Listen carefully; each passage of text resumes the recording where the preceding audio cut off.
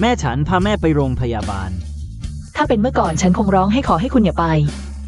แต่ตอนนี้ไม่แล้วฉันจะไม่ทำแบบนั้นอีกแล้ว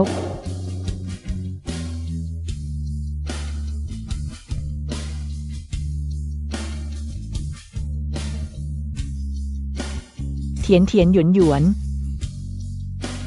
พวกเธออยากอยู่กับแม่ไหมเป็นความผิดของคุณทำให้ยายป่วยเราไม่ต้อนรับคุณและไม่อยากอยู่กับคุณด้วยพ่อบอกให้คุณไปแล้วทำไมคุณยังไม่ยอมไป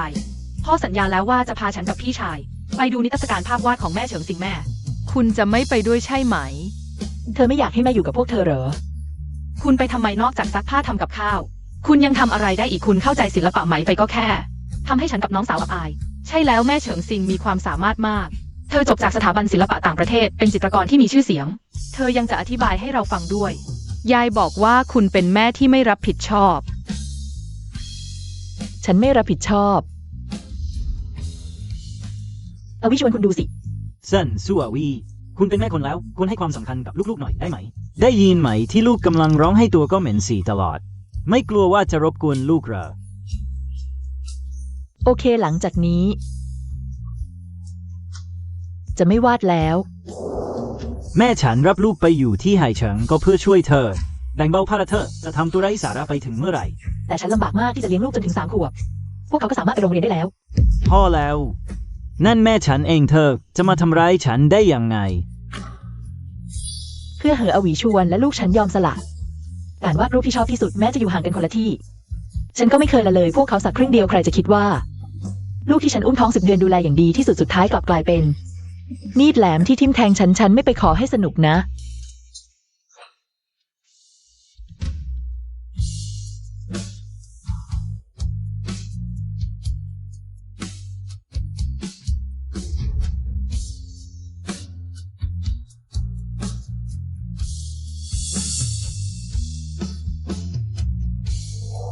ในที่สุดแม่ก็จะไม่มารบกวนพวกเราอีกแล้วจากนี้ไปฉันจะไม่มายุ่งกับพวกเธออีก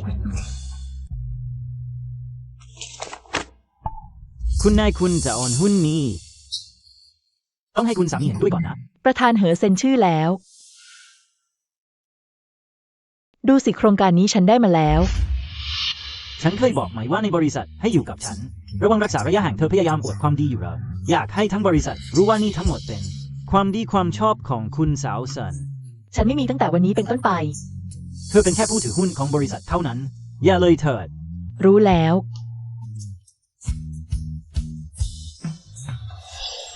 ฉันไปได้ไหมคุณนายคุณจะโอนหุ้นทั้งหมดให้ประธานเหอจริงๆเหรอหลายปีมานี้คนในบริษัทก็เป็นคุณนายที่ติดต่อโครงการก็เป็นคุณนายที่คว้ามาถ้าไม่มีคุณนายบริษัทจะทำยังไงประธานเหอคุณหนุ่มมีความสามารถคงไม่ด้อยไปกว่าฉันแต่ก่อนก็เลยตามเหออวีชวนถึงให้หุ้นกับฉันแต่ตอนนี้แม้แต่เหออวีชวนฉันก็ไม่เอาแล้วแล้วจะเอาใบหุ้นบริษัทไปทำไมไม่ลองถามประธานเหอดูหรืออย่างไรก็ตามหลายปีมานี้บริษัทก็เพิ่งพาคุณนายคำทุนคุณนายจากไปแบบนี้บริษัทจะทำยังไงช่างเหอะประธานเหอเซ็นชื่อแล้วก็น่าจะตกลงกันเรียบร้อยแล้วล่ะ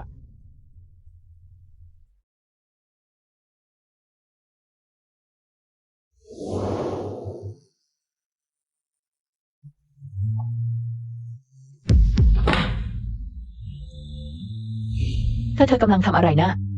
ขวางหูขวางตา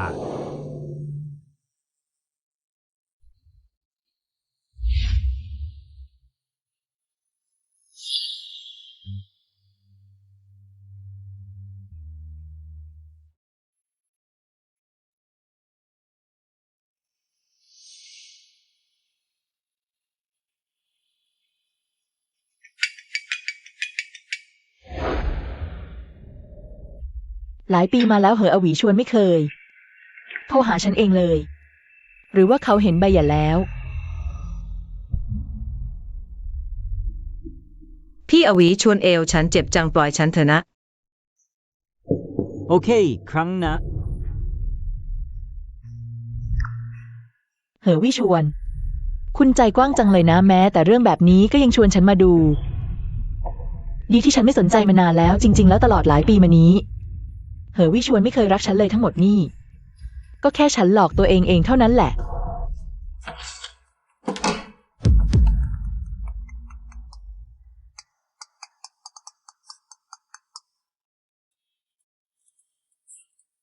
พ่อ ซุยวิลุงจีของคุณจัดนิทรรศการภาพวาดที่ปักกิ่งขอให้ฉันเชิญคุณไปดู คุณไม่ชอบวาดรูปที่สุดหรอไปดูหน่อยเถอะ ได้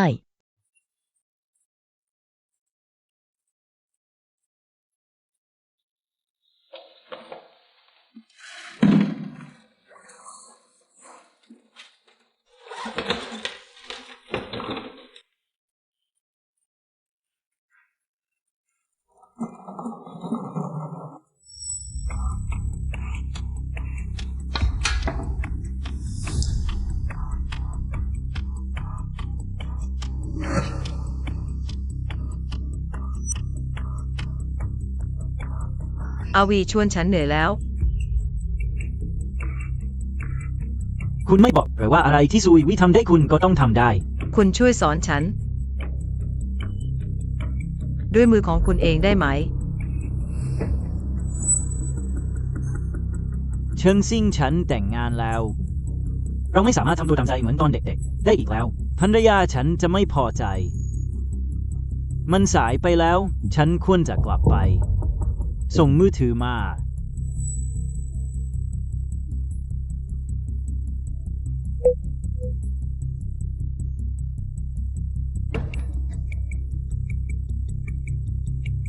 ไม่เป็นไรสันซุยวิได้ยินแล้วที่ทำให้คนคิดมาก เธอต้องใจสลายและสิ้นหวังแน่นอน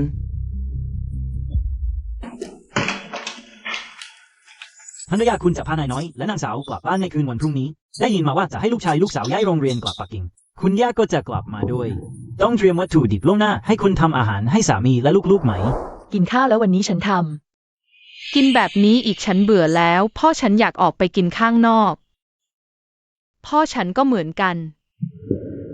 ไปเถอะ ำเพื่อให้ลูกทั้งสองคน และเหอวิชวลได้รับสารอาหารที่สมดุล ฉันได้รับใบรับรองคุณสมบัตินักโภชนาการเป็นพิเศษ ตอนแรกเด็กๆยังชอบมากจนกระทั่งเหอวิชวลส่งพวกเขา กลับไปอยู่ที่ไฮเชิงทุกอย่างก็เปลี่ยนไป ไม่ต้องแล้ว แล้วเช้าวันมะรืนต้องเตรียมวัตถุดิบไหม คุณยายคนนี้ก็จริงจังนะต้องให้คุณทำอาหาร ได้ฉันไปแล้ว เกิดอะไรขึ้น อาวีชวนฉันลำบากลำบน มาที่นี่เพื่อพาลูกๆมาให้คุณภรรยาของคุณไม่ได้ให้อาหารฉันด้วยซ้ำยังทำหน้าตาใสฉันกลับหายเชิงไปดีกว่า ฉันไม่ได้ทำ แม่บ้านทำอาหารแล้ว แต่แม่ไม่ยอมกิน ฉันทำอาหารไม่เป็น ทำอาหารไม่เป็นก็ไม่รู้จะเรียนเรือผู้หญิงบ้านไหนจะทำอาหารไม่เป็นกัน ก็แค่แกอ่อนแอเกินไป แม่อยากกินที่แกทำก็ทำให้แม่หน่อยสิ ช่วยเลิกเอาเรื่องเล็กน้อยแบบนี้มารบกวนทันได้ไหม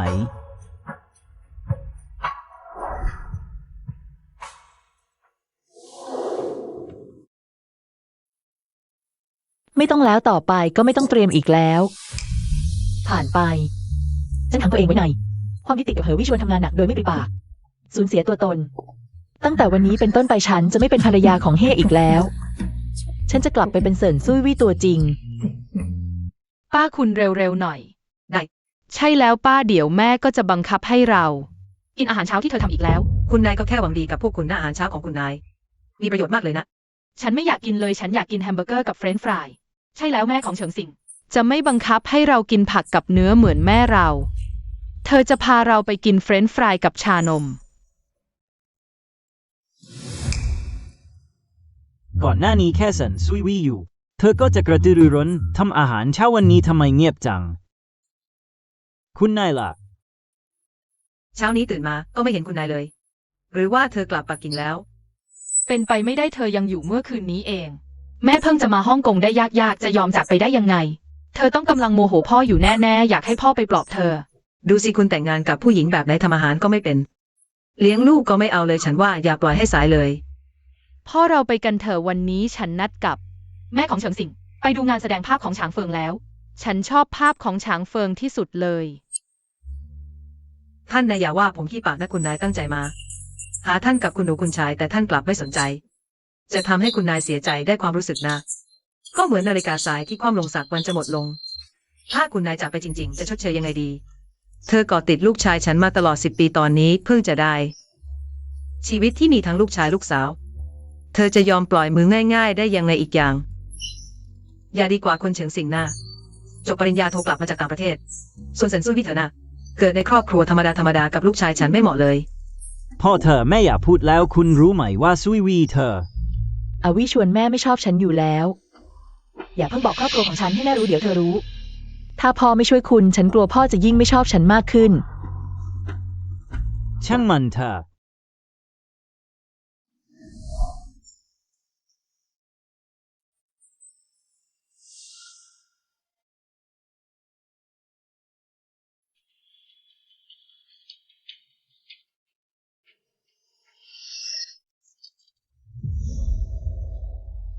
พ่อดูนี่เร็ว นี่แม่คุณให้มาส่ง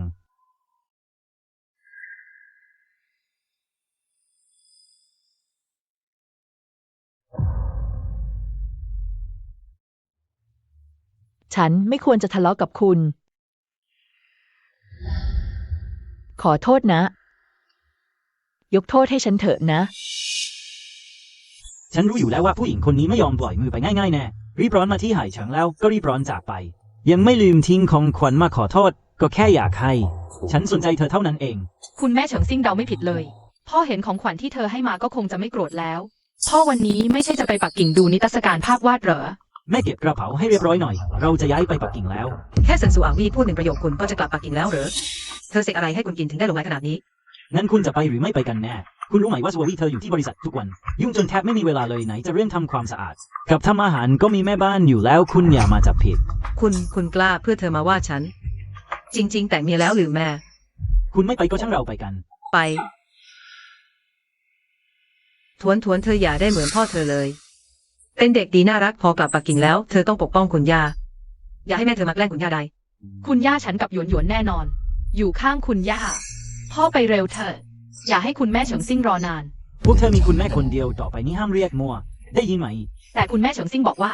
เรียกแม่จะสนิทกว่าแค่คำเรียกน่ะมีอะไรกัน ไปกัน ไปเถอะทำไมภาพพวกนี้เป็นภาพของคนคนเดียวทั้งหมดเลย นี่คุณไม่รู้สินะ นี่คือสถานภาพสมมติลูกชายตระกูลที่ฉางเฟิงเตรียมไว้ ภาพพวกนี้ทั้งหมดเป็นงานในอดีตของฉางเฟิง ช้างเฟิง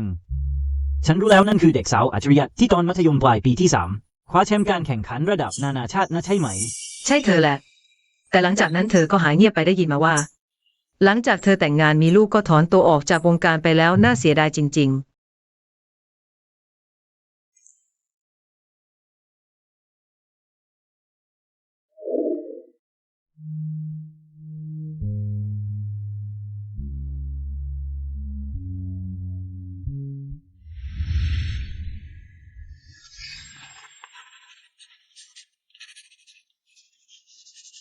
พี่ซูอาวียินดีด้วยนะที่ได้ที่ 1ในการแข่งขันวาดภาพระดับนานาชาติและผลงานแสงแห่งการเวลาที่เธอออกแบบฉันขายให้กับแบรนด์หรูระดับโลกไปแล้ว จริง ๆ นะเซียวลินเธอเพิ่งอยู่มัธยมปลายปีแรก ก็เก่งขนาดนี้แล้ว อนาคตข้างหน้าจะยิ่งใหญ่แค่ไหนกัน พี่ชูยูแกล้งฉันอีกแล้ว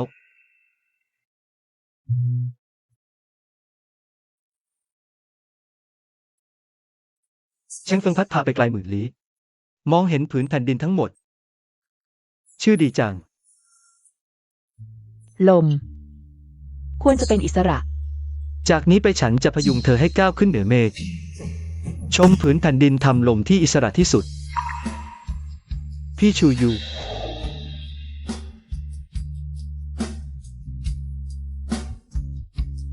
เซียวลิน นิทรรศการภาพวาดนี้เธอเป็นคนจัดเหรอ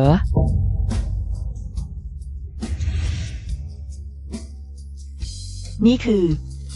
เปิดดูสิ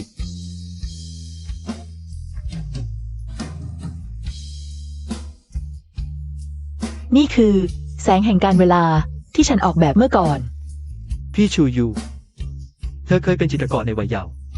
เคยเป็นนักออกแบบเครื่องประดับระดับท็อป เคยเป็นทายาทคนเดียวของตระกูลเช่นอย่างหมุนวนอยู่ในตาพายุ จนหลงตัวเอง ฉันกับลุงเช่นต่างรอเธอกลับบ้าน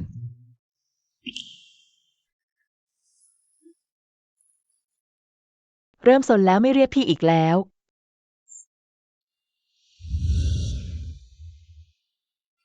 ชูยูฉัน ไม่อยากเป็นแค่น้องชายของเธอ เธอทำอะไรอยู่ เซียวลิน เธอกลับไปก่อน เชนชูยูเธอนี่หน้าด้านจริงๆ กลางวันแสกๆยังกอดจูบชายอื่น เธอมียูชูออนสามีของเธออยู่ในใจบ้างไหม เช่นชูยูเธอไม่คิดว่าควรอธิบายอะไรให้ฉันฟังบ้างเหรอ คุณฮีคิดว่าฉันควรให้คำอธิบายแบบไหนดี เธอเรียกฉันว่าอะไรคุณที ไม่ถูกเหรอเรา พี่ยูชูออนอย่าพูดแบบนั้น พี่สาวคงคิดถึงพี่กับลูกๆ ถึงได้มาเองอย่าดูเธอมากเลย ฉันไม่อยากให้พี่กับพี่สาวโกรธกันเพราะฉัน พ่อแม่ฉันมีลูกแค่ฉันคนเดียว ฉันไม่มีน้องสาว ฉันจะไปปลอบเขาดีกว่า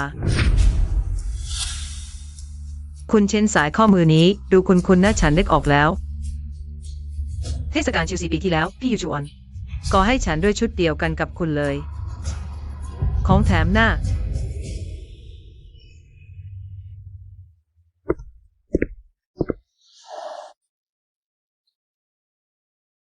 ทำไมกลับมาช้าจังเลย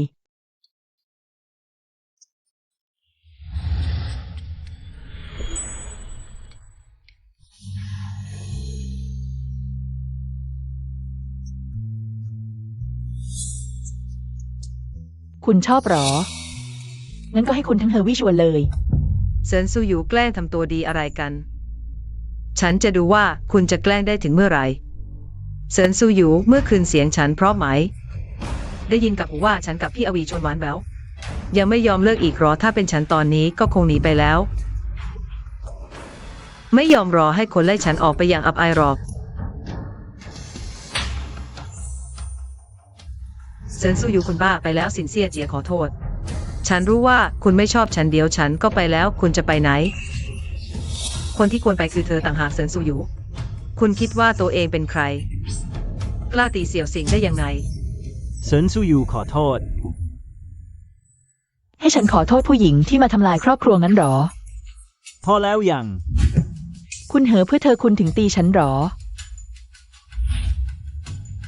ในความทรงจำเซินซูยูนี่อ่อนโยนเชื่อปะ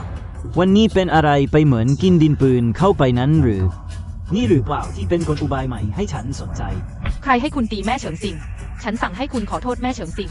ไม่งั้นฉันจะไม่ให้คุณเป็นแม่ฉันแล้ว ไม่ดีแล้วเด็กติดขวางต้องผ่าท้องคลอด เด็กจะขาดอากาศแล้วฉีดยาชาไม่ทันแล้ว คุณหมอฉันขอร้องคุณ ช่วยลูกฉันให้ได้นะ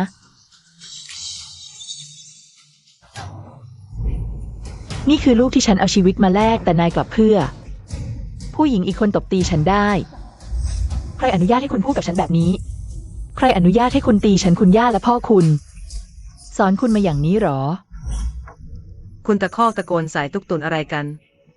ก็คุณนั่นและที่ตีคนก่อน ตุ๊กตุนทำอะไรผิดอีกอย่าง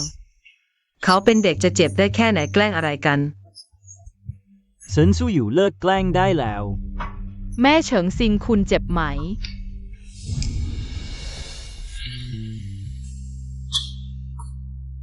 แม่ช่วยเราตักน้ำหน่อย แม่ไม่สบายไปตักน้ำเองได้ไหม ย่าพูดถูกคุณขี้เกียจหาข้ออ้างไม่ยอมทำงาน เขาว่ากันว่าการที่เด็กปฏิบัติต่อแม่ คือภาพสะท้อนการปฏิบัติของพ่อต่อแม่ ฉันเคยคิดว่าเด็กยังเล็กไม่รู้เรื่องตอนนี้ถึงเข้าใจ ที่รักกับไม่รักมันต่างกันมากขนาดนี้ พี่สุอยู่ตุ๊กตุนเขาเป็นแค่เด็กเอง เด็กก็เหมือนกระดาษเปล่าคุณวาดอะไรลงไป เขาก็จะเติบโตไปแบบนั้นอย่าไปคิดมากกับพวกเขานะ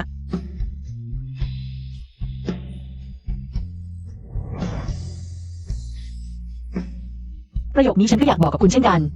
ฉันหวังว่าคุณจะปฏิบัติต่อพวกเขาเหมือนลูกตัวเอง คุณเฉินฉันแค่ไม่อยากให้คุณทั้งสองโกรธกันเพราะฉัน คุณคิดแบบนั้นได้ยังไงถ้าเด็กได้ยินจะเจ็บใจแค่ไหน เซินซูยูนี่ก็เป็นกลอุบายยั่วยวนของคุณใช่ไหมคุณเก่งขึ้นนะ รู้จักข่มขู่ฉันแล้วเซินซูยู มีคนดูอยู่อย่าหยุดก่อเรื่องไร้สาระได้แล้ว แม่ถ้าแม่ไม่ขอโทษ คุณแม่เฉิงซิงหนูจะไม่คุยกับแม่อีกเลย เฉินซูอยู่ถ้าคุณยังอยากกลับไปที่บ้านเฮอรีบขอโทษเสี่ยวซิงเดี๋ยวนี้ ถ้าคุณยังไม่ขอโทษ คุณแม่เฉิงซิงหนูจะให้พ่อหย่ากับแม่ ประธานเฮอคุณก็คิดแบบนี้ใช่ไหม ช่วยหยุดก่อเรื่องไร้สาระได้แล้ว รีบขอโทษเสี่ยวซิงไม่อย่างนั้น ก็ออกไปจากเฮอกรุ๊ปซะ เหอวิชวนหน้าขันจริง ๆ ฉันทุ่มเททุกอย่างให้คุณมีลูกมีหลานสร้างเฮอกรุ๊ป แต่ตอนนี้คุณกลับจะไล่ฉันออกเพราะผู้หญิงคนอื่น จะไล่ฉันออกก็ไม่ต้องไล่ ฉันจะไปเอง เพราะ เราหย่ากันแล้ว อะไรนะ พี่อวีชวนฉันเวียนหัวจัง คุณแม่เฉิงซิงคุณไม่เป็นไรนะ คุณแม่เฉิงซิงคุณไม่เป็นไรนะ เสี่ยวซิง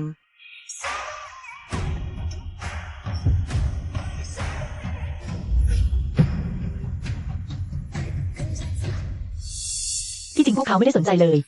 ว่าฉันจะหย่ากับเหอวิชวนหรือไม่ เมื่อสัญญาอย่างมีผลแล้วตั้งแต่บัดนี้เป็นต้นไป คุณกับฉันไม่เกี่ยวกันอีกแล้ว ฉันจะกลับไปเป็น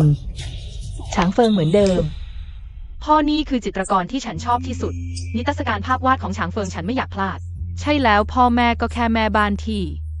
ไม่รู้อะไรเลย เงียบซะเธอเป็นแม่ของพวกเธอต่อไปนี้ห้าม พูดแบบนั้นกับเธอ พ่อดูหนู โอเคไม่ร้องแล้วนะ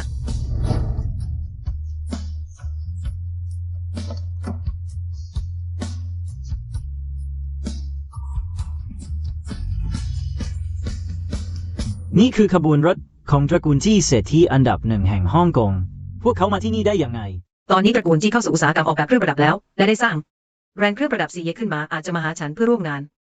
หาคุณรอ ใช่แล้วยูชูออนคุณยังไม่รู้ใช่ไหม ที่จริงแล้วเสี่ยวซิงก็คือจิตรกรที่มีชื่อเสียง เช่งเต็ง อะไรนะดีจังเลย มีชื่อเสียงของเชงเฟงอยู่ ธุรกิจบริษัทเราต่อไปต้องมีคนต้องการมากแน่ แต่ฝ่ายคุณเชน ๆ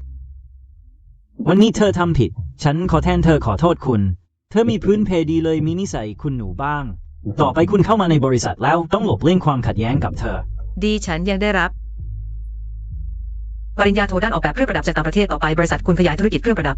ฉันจะทุ่มเทเต็มที่ตำแหน่งภรรยาคุณฮีของเชนชูยู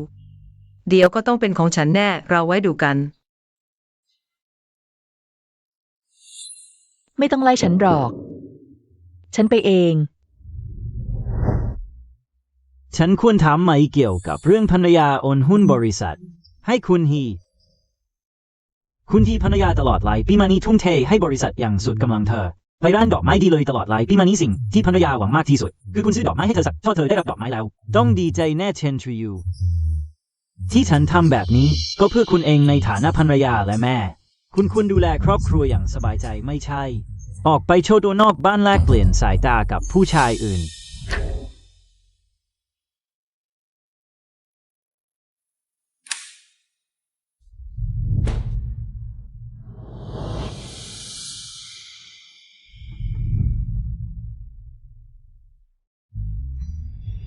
ที่รักคุณกลับมาแล้ว ลูกๆนอนกันหมดแล้ว ฉันเตรียมชุดนอนให้คุณแล้ว คุณไปอาบน้ำล้างหน้าเร็ว คุณหิวไหมฉันทำอาหารกลางคืนให้คุณ ๆ ทุกวันก่อนหน้านี้คอยฉันที่หน้าประตูรอฉันกลับบ้าน วันนี้ทำผิดแล้วยังกล้ามาอารมณ์เสียกับฉันอีก เชนชูยูลุกขึ้นฉันซื้อดอกไม้ให้คุณ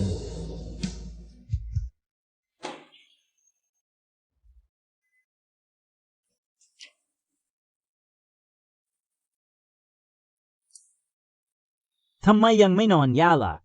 ย่าหลอกให้เรานอนเสร็จก็ไปแล้วฉันอยากเข้าห้องน้ำแต่มืดไปฉันไม่กล้าไป พาไปให้ พ่อแม่ล่ะแม่อยู่ไหนก่อนหน้านี้พวกเราแค่กลับปักกิ่งเมื่อไหร่แม่อาจจะดีใจกล่อมให้เรานอน พ่อแม่ล่ะวันนี้เธอยังกับ ลุงคนอื่นกอดกันอีกเธอไม่ต้องการพวกเราแล้วใช่ไหม ไม่หรอกแม่รัก พวกเราขนาดนั้นไม่ต้องการพวกเรา และจะไม่ทิ้งพวกเราไปเธอแค่กำลังอารมณ์เสียกับพ่อ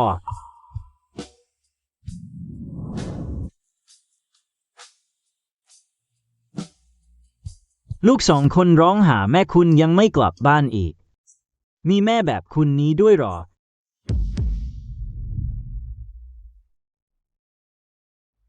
ตอนนี้คุณต้องไปที่บริษัททันทีไปดูว่าภรรยาอยู่ที่นั่นไหม เธอไปที่บริษัทหรือเปล่าภรรยาคงไม่ไป ที่บริษัทหรอกนะเธอไม่อยู่บ้าน เธอไม่มีเพื่อนในกรุงเทพนอกจากไปบริษัท เธอจะไปที่ไหนได้อีก แต่ภรรยาได้โอนหุ้นของเธอ ทั้งหมดให้คุณแล้วเธอบอกว่าต่อไปเรื่องบริษัท เธอจะไม่ยุ่งอีกแล้ว คุณไม่รู้หรือในอะไรนะเรื่องนี้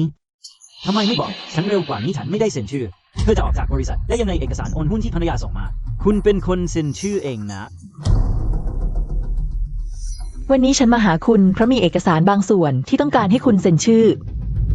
สองในนั้นคือสัญญาโอนหุ้นส่วน อีกสองส่วนคือ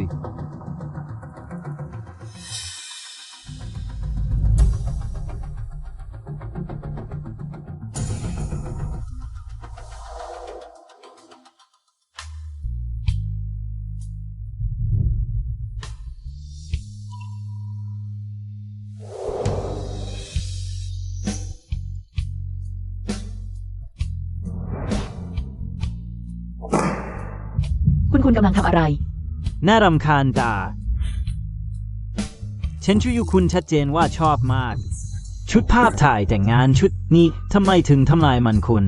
กำลังงอแงอะไรอยู่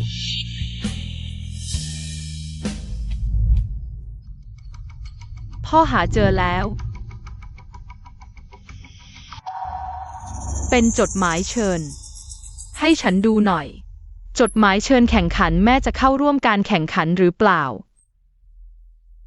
เป็นการแข่งขันอะไรวาดภาพหรอ แม่แย่จัง รู้ว่าแม่ของเชงสิงเป็นจิตรกร เธอจะเข้าร่วมการแข่งขันวาดภาพด้วยหรือ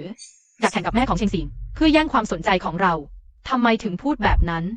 แม่ของเชงซิงบอกฉัน มีความสัมพันธ์แบบหนึ่งเรียกว่าการแข่งขันระหว่างผู้หญิงคือผู้หญิงสองคน ต่อสู้กันเพื่อผู้ชายคนหนึ่ง แม่ของเชงซิงไม่ชอบคนแบบนี้ที่สุดฉันก็ไม่ชอบไม่คิดว่า แม่จะเป็นคนแบบนี้ ทวนอย่าพูดแบบนั้นกับแม่ ฉันจะไปนอนแล้วพรุ่งนี้ยังต้องไปดู แม่ของเชงซิง ฉันช่วยอยู่คุณอยากใช้วิธีนี้ พิสูจน์คุณค่าของคุณให้ฉันเห็นหรอ ก็ใช่คุณจะยอมแพ้ง่ายๆ ได้ยังไงใช้เวลา10 ปี เพื่อได้ตำแหน่งคุณนายหอยุทนิวเอ็นไปนอน พ่อที่นี่ยังมีสัญญาอีก1 ฉบับ พ่อมาช่วยฉันหน่อยฉันจะเข้าห้องน้ำ UN อย่าไปพลิกของแม่มั่วซะ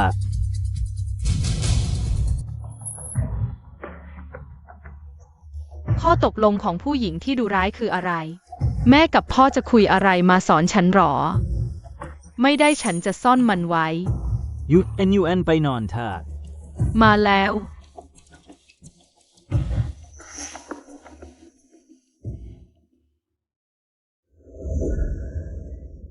น้องเล็กได้ข่าวว่าตรงข้ามศูนย์เยาวชนมีสวนสนุกตูอยากไปมากฉันไม่คุ้นกับปักกิ่ง ฉันจะอยู่ดูแลคุณยายคุณกับจี้หลินพาเด็กไป เดินเล่นกันหน่อยดีไหม ศูนย์เยาวชนตอนนี้เวลาต้วนกับหยวนน่าจะอยู่ที่ศูนย์เยาวชนเรียนผู้กันจีน ตูเก่งจังเลย ลุงจี้ช่วยถ่ายรูปให้หน่อยเร็ว ได้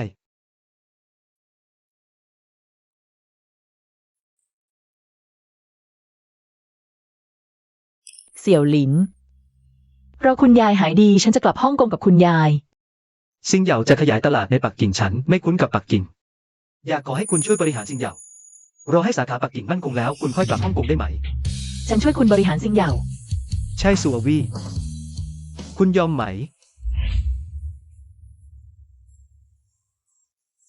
อวีชวน รับโทรศัพท์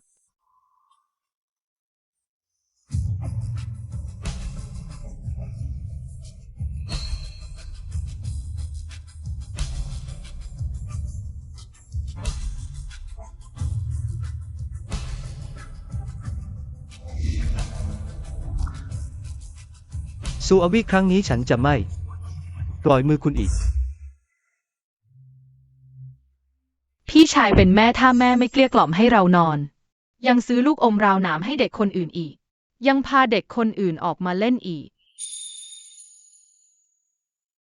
ป้าเล็กคุณก็กินด้วย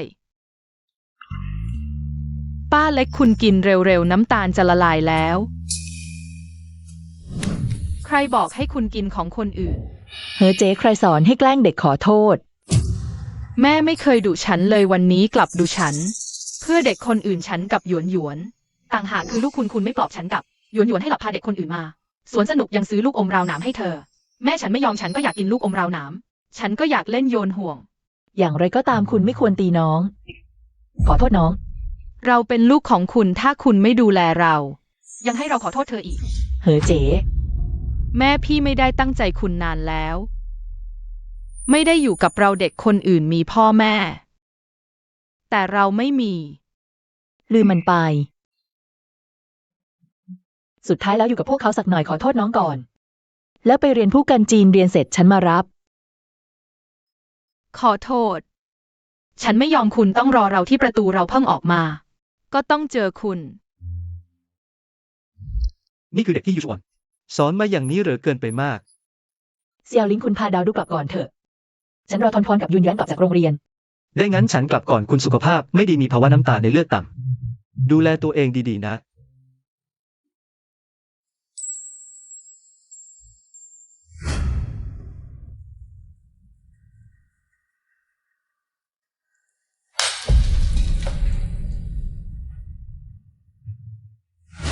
ขอบคุณนะเซียวลิน ทวนทวนยูเอ็นหนูสองคนไม่ชอบจิตรกรเชงเฟงมากที่สุดเหรอที่จริงแล้วคุณแม่เชงซิงของหนูก็คือจิตรกรเชงเฟงนั่นเอง ตอนนี้เธอเป็นลมกระทันหันอยู่ที่โรงพยาบาลหนูสองคนอยากไปเยี่ยมหมายย่ารออยู่ที่ประตูข้างๆเลยนะดีไหม อะไรนะคุณแม่เชงซิงเป็นจิตรกรเชงเฟงจริงๆเหรอ จริงเหรอ เราไปดูคุณแม่เชงซิงกัน ฉันอยากเจอเธอเร็วๆจัง แต่แม่ยังรอฉันอยู่ที่ประตูนะ แม่ซื้อลูกอมหวายให้เด็กคนอื่นแล้ว เราต้องสอนเธอให้ดีๆ ให้เธอจำไว้ แต่แบบนี้แม่จะกังวลนะ ย่าบอกว่าเราแค่ยิ่งใกล้ชิดเธอยิ่งเชื่อฟังเธอ เธอก็จะยิ่งไม่สนใจเราแค่ไม่สนใจเธอ เธอก็จะวิ่งมาปลอบเราเองแม่ก็แค่ แม่บ้านที่วงเวียนอยู่รอบตัวเรากับพ่อ เธอต้องกลับมาหาเราแน่นอน แม่คนไหนจะทิ้งลูกตัวเองล่ะ ไปเถอะ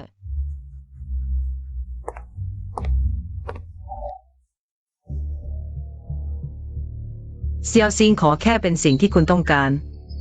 ฉันจะเอามาให้คุณเอง ถึงเวลากลับบ้านแล้วทำไมยังไม่ออกมา คุณครูเห็นเด็กๆฮีซีกับฮีเทียนออกมาบ้างไหมคะ วันนี้ไม่เห็น เด็กๆที่ซีกับฮีเย็นมาเรียนเลย เป็นไปได้ยังไงฉันเห็นกับตาว่าพวกเขาเข้าไปคุณครู ช่วยตรวจสอบกล้องวงจรปิดให้หน่อย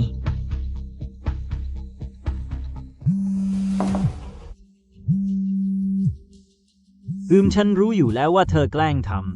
ำ ทนไม่ถึงวันเดียวโทรมาอีกแล้ว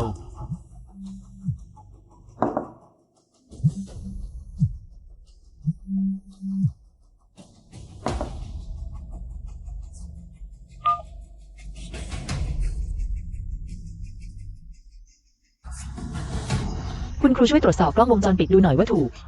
คนอื่นพาไปหรือเปล่า คุณแม่ทนทวนอย่าเพิ่งตื่นตระหนก เราจะไปตรวจสอบกล้องวงจรปิดทันทีถ้าเข้าไปในศูนย์เยาวชนจริงๆก็เป็นไปไม่ได้ ที่คนอื่นจะพาไปได้ อย่าตื่นตระหนกไป คุณแม่ของเทวน อย่ามายุ่งกับแม่ไปหาลูกเร็ว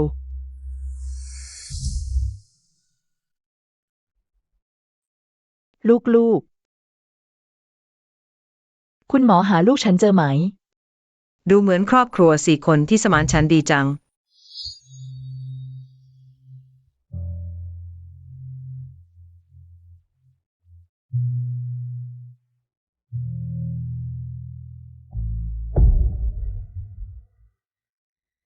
ฉันเป็นห่วงลูกทั้ง2 คนจนแทบเป็นบ้า แต่พวกเขากลับโดดเรียนมาดูแลเฉิงซิง แม้แต่จะบอกฉันสักคำก็ไม่ยอมฉันยังเฝ้ารอ รอตั้งนานน่าขำจริง ๆ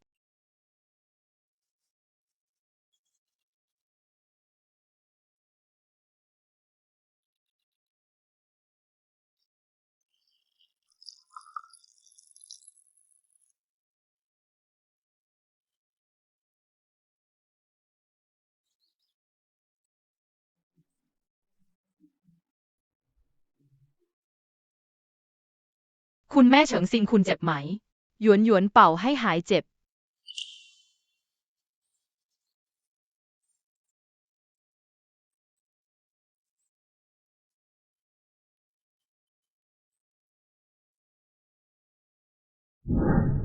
ยูชวนช่วยเอาพลาสเตอร์มาให้หน่อย แน่นอนว่าลูกสาวคนโตสามารถหั่นจานได้ แม่กินเองเถอะพวกเราจะออกไปกินข้างนอก ยูชวน เทวนหยวนหยวน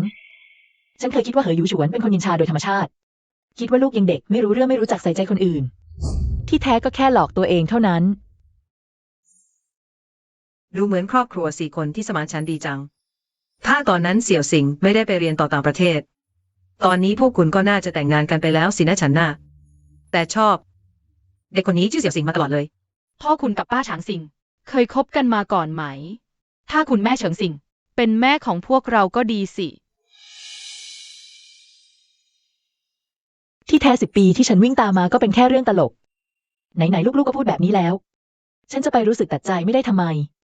ดูคนอื่นเขาแค่มีข่าวลือนิดหน่อย สามีกับลูกๆก็รีบมาคอยเฝ้ากลับมาดูคุณ เราทำโทรศัพท์หาสามีคุณบอกว่าคุณเป็นลม สามีคุณกลับบอกว่าถ้าป่วยก็ไปหาหมอนะ เขารักษาโรคไม่เป็นนี่พูดคำที่มนุษย์พูดได้เหรอ คุณหมอ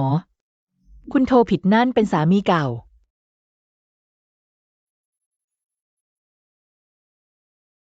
โชคดีที่ ฉันไม่รักแล้ว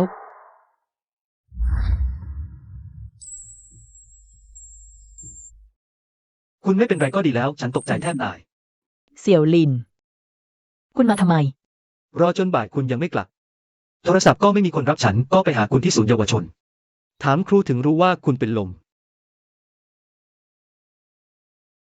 ลุงเฉินมาแล้วยายก็รอคุณอยู่ไปกันเถอะ พ่อฉันมาปักกิ่งแล้ว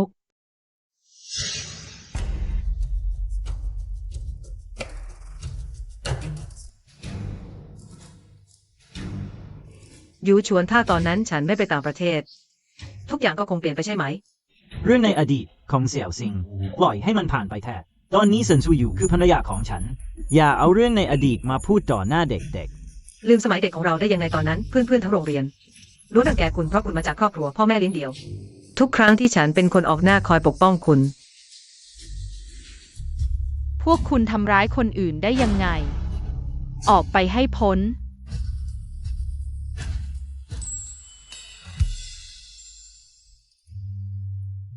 พี่ยูชวนกินลูกกวาด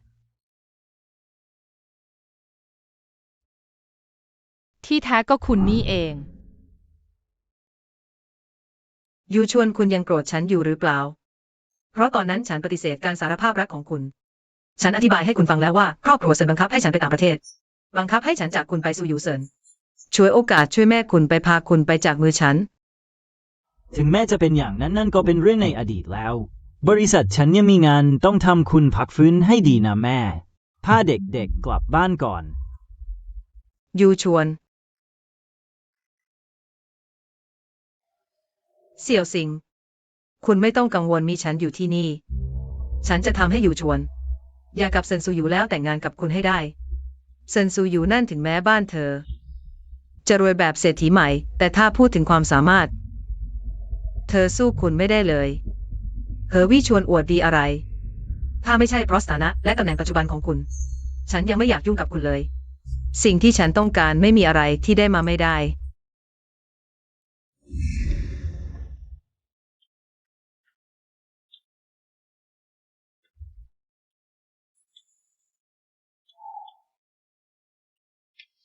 เซินซูอยู่รับสายที่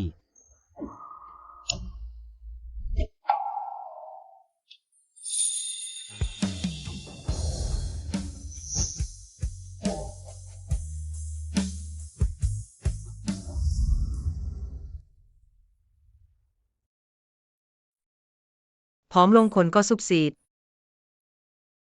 แต่ก่อนคุณเป็นเด็กที่สดใสที่สุดในครอบครัวเซิน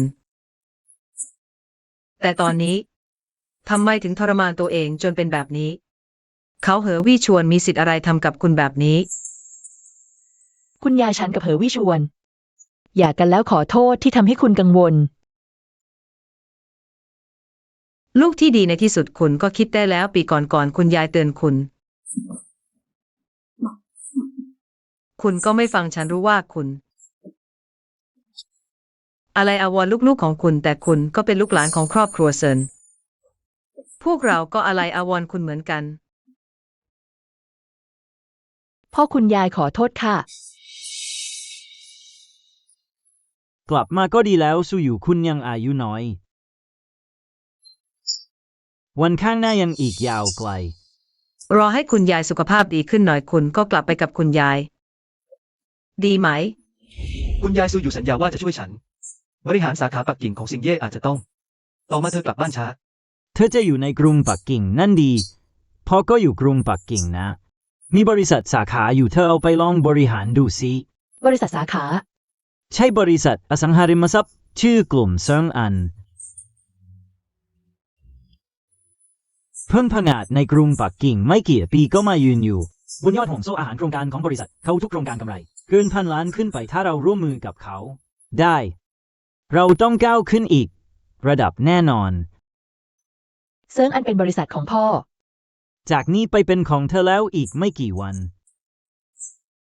พ่อจะจัดงานเลี้ยงประกาศอย่างเป็นทางการว่าเธอ คือประธานบริหารใหม่ของเซิงอัน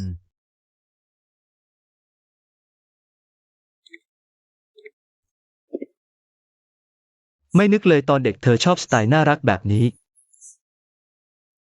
น่ารักเหรอสมัยนั้น ฉันใส่มัน1:6เลย เมื่อไรเก่งขนาดนั้น ตอนอายุ10 ขวบพ่อไปขยายตลาดที่ไห่เฉิงฉันอยู่ไห่เฉิง เรียนโรงเรียนประถมรัฐบาล1 เดือน เด็กพวกนั้นน่ารำคาญจริง ๆ สมัยนั้น ฉันต้องช่วยเหลือคนทุกวัน1 เดือน ถูกเรียกผู้ปกครอง6 ครั้งพ่อทนไม่ไหวจริง ๆ เลยห่อฉันส่งกลับฮ่องกง น่าเสียดายจังไม่ได้เจอเธอที่เก่งขนาดนั้น มีอะไรน่าเสียดายล่ะ ซูยวีอดีตของเธอฉันไม่มีส่วนร่วม อนาคตของเธอฉันหวังว่า จะมีฉันเดินเคียงข้างเธอ เสี่ยวหลิง จริง ๆ แล้วฉันมองเธอเป็นน้องชายเสมอ ฉันไม่อยากเป็นน้องชายเธอได้ไหม ให้โอกาสฉันหน่อยได้ไหมซูยวี เด็กคนนี้ดื้อจริง ๆ แต่ฉันเพิ่งผ่าน ความสัมพันธ์ที่ล้มเหลวมา ฉันรอได้วันที่เธอยอมรับฉัน อย่าปฏิเสธฉันเร็วขนาดนี้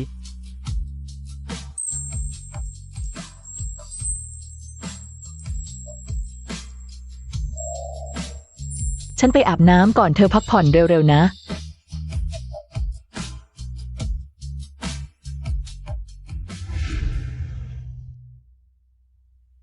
แม่หายไป7 วันแล้ว ฉันคิดถึงแม่จัง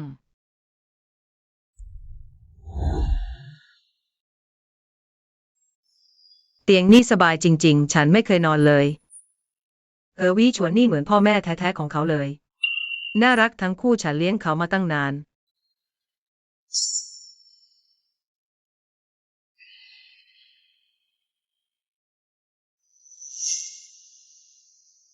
เอกสารหย่าวี่ชวนกับเซินซุยวีหย่ากันจริง ๆ ด้วยดีจัง พ่อกับแม่เธอหย่ากันแล้วต่อไปป้าชิงซิงถึงจะเป็นแม่ของเธอ รีบลืมเซินซุยวีที่ไม่มีความรับผิดชอบซะ แม่พูดอะไรกัน ยายนี่หลอกหนูแน่ ๆ แม่ไม่มีทางทิ้งหนูไปหรอก แม่นี่แม่สอนเด็กแบบนี้เหรอ ฉันพูดผิดตรงไหนเรอเชนซูวีน่า7 วันแล้วที่ไม่กลับบ้านทั้งสามีทั้งลูกเธอไม่สนใจใครเลย นี่ไม่ใช่การไม่รับผิดชอบแล้วมันคืออะไรล่ะ พอแล้วเธอแค่อารมณ์ไม่ดี ฉันซูวีคือภรรยาของผม ไม่อนุญาตให้ใครก็ตามพูดจาใส่ร้ายเธอ แม่พวกเขาหย่ากันจริง ๆ แล้ว และฉันเห็นข้อตกลงการหย่ามาแล้ว เป็นไปไม่ได้ที่จะเป็นเรื่องปลอมตำแหน่งคุณนายเหอเป็นของฉันแล้ว คุณแม่เฉิงซิงแม่บอกว่าแม่ จะไม่ทิ้งหนูไปใช่ไหม พ่อแม่จะไม่หย่ากันใช่ไหม ออกไปอย่ามาทำให้กระโปรงใหม่ ฉันยับนะคุณป้า เด็กๆไม่ต้องตามใจหรอกถ้าไม่ชอบกินข้าวก็ปล่อยให้หิวไป หิวสัก2 มื้อก็หายแล้ว ไปถ้าไม่กินข้าวก็ไปโรงเรียนซะ คุณกำลังทำอะไรอยู่ เด็ก2 คนไม่ยอมกินข้าวดีๆ ฉันก็แค่สอนพวกเขา2 คนเล็กน้อย หนูอยากได้แม่ โอเคเอาล่ะเทียนมานี่เร็ว พ่อป้อนให้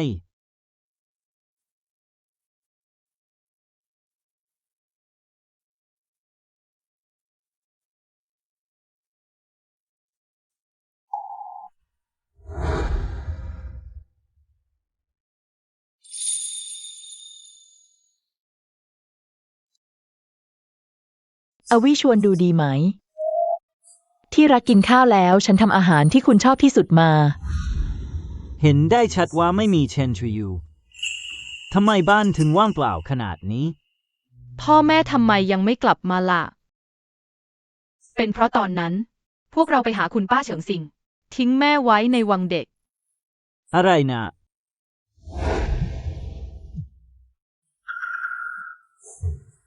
ฉันรู้ว่าเธอกำลังต่อสู้กับมัน โทรมาอีกแล้ว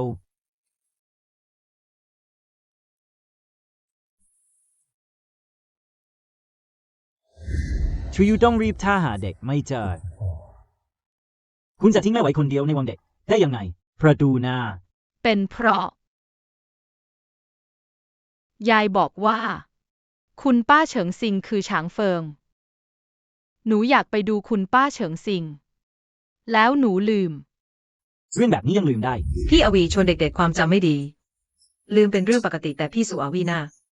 ทำได้ยังไงเพราะเรื่องเล็กน้อยแค่นี้เลยไม่สนใจลูกๆ ใช่เธอไม่รับผิดชอบมากเกินไป ครั้งนี้พวกคุณทำเกินไปแล้วรอแม่กลับมาก่อน ขอโทษ เธอได้ยินไหม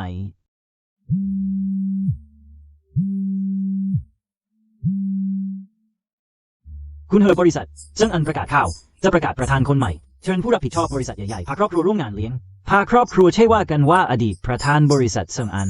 คนที่ครอบครัวสงบสุขมักดูหนักแน่นและมีความรับผิดชอบมากกว่ามาแก่การร่วมงานมากกว่าโอเคฉันเข้าใจแล้ว พี่อยู่ชวนพี่สุอยู่ไม่อยู่ คุณพาฉันไปเธอยังไงคุณสองคนก็แต่งงานลับๆ ก็ไม่มีใครรู้ว่าภรรยาคุณเป็นใคร เราต้องไม่พลาดโอกาสดีๆในการสร้างสัมพันธ์กับกลุ่มเซิงอัน ใช่แล้วอยู่ชวน แค่เราสร้างความสัมพันธ์ที่ดีกับประธานใหม่ของกลุ่มเซิงอัน ตระกูลเหอจะต้องก้าวหน้าแบบก้าวกระโดด ถึงตอนนั้นเซินซูอยู่ก็จะกลับมาเองไม่ใช่หรือ สู้อยู่ความสัมพันธ์10 ปีของเราฉันไม่เชื่อ ว่าเธอจะยอมแพ้ง่ายๆ แม่เตรียมตัวเด็กๆหน่อยเราจะไปงานเลี้ยง ห้องเลี้ยงงานสุดหรูจังกลุ่มเซิงอันไม่ใช่เล่น เป็นบริษัทชั้นนำของกรุงปักกิ่งสุดอลังการ แม่ระวังคำพูดและท่าทางหน่อย ดูนั่นไง คือเหอวี่ชวนประธานกลุ่มเหอ เยี่ยมจริงๆ ได้ยินมาว่าครอบครัวยากจน แต่ด้วยความพยายามของตัวเองเพียง7 ปี ก็กลายเป็นคนใหม่แห่งวงการกรุงปักกิ่ง ภรรยาประธานเหอมีสง่าจังยืนคู่กับประธานเหอ คู่กันจริงได้ยินว่าเป็นมหาบัณฑิตที่เรียนกลับมาจากต่างประเทศ คุณไม่รู้หรือ2 คนนี้เป็นเพื่อนเล่นตั้งแต่เด็กรักกันมานาน ในที่สุดก็ได้แต่งงานกันแล้วธุรกิจก็เหมือนสนามรบประธานเหอ เพื่อปกป้องภรรยาเลือกที่จะแต่งงานลับๆ ตอนนี้มีลูกครบมีธุรกิจที่สำเร็จน่าอิจฉาจริง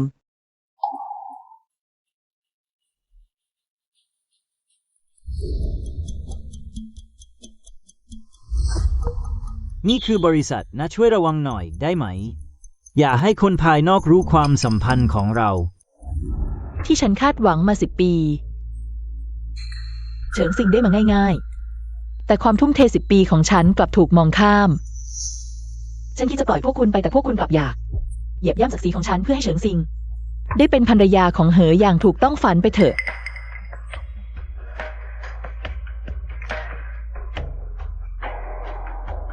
คนใหม่แห่งวงการกรุงปักกิ่งเหอวิชวน พาน้องน่ารักมางาน ฉันรับรองจะเป็นประเด็นร้อน เหอวิชวนเฉิงซิง พวกคุณไร้ซึ่งความเมตตาก็อย่าโทษฉันที่ไร้ซึ่งความยุติธรรม ความอึดอัดที่ฉันได้รับมา10 ปีวันนี้ให้พวกคุณได้ลิ้มรสบ้าง คุณนายเหอยินดีที่ได้รู้จักคุณเลี้ยงลูกชายที่เก่งขนาดนี้ ได้ยังไงช่วยสอนพวกเราหน่อยสิ ฉันแค่โชคดีลูกชายฉันมีพรสวรรค์ ไม่ต้องสอนก็ประสบความสำเร็จได้นี่แหละ คนที่โชคดีถึงบ้านจะยากจน ก็สามารถกลายเป็นมังกรได้แต่ถ้าโชคไม่ดี ถึงบ้านจะมีทรัพย์สมบัติมากมายก็สูญเสียหมดได้ใช่ไหม ก็พูดถูกนะแซงทำอะไรดูแล้วไม่เข้าท่าเลย แม่ระวังคำพูดและท่าทางหน่อย รีบมาดูโพสต์นี้สิมีบล็อกเกอร์ใหญ่ๆเปิดโปงแล้วเธอชวนพาไปไม่ใช่คนที่แต่งงานด้วยกันจริงๆ แต่เป็นสาวน้อยน่ารักนี่นะโอ้พระเจ้า พูดอะไรนะอะไรคือสาวน้อยน่ารักเธอคือลูกสะใภ้ของตระกูลเหอของเรา ยังแกล้งทำเป็นอีกเนื้อในเน็ตเปิดโปงหมดแล้ว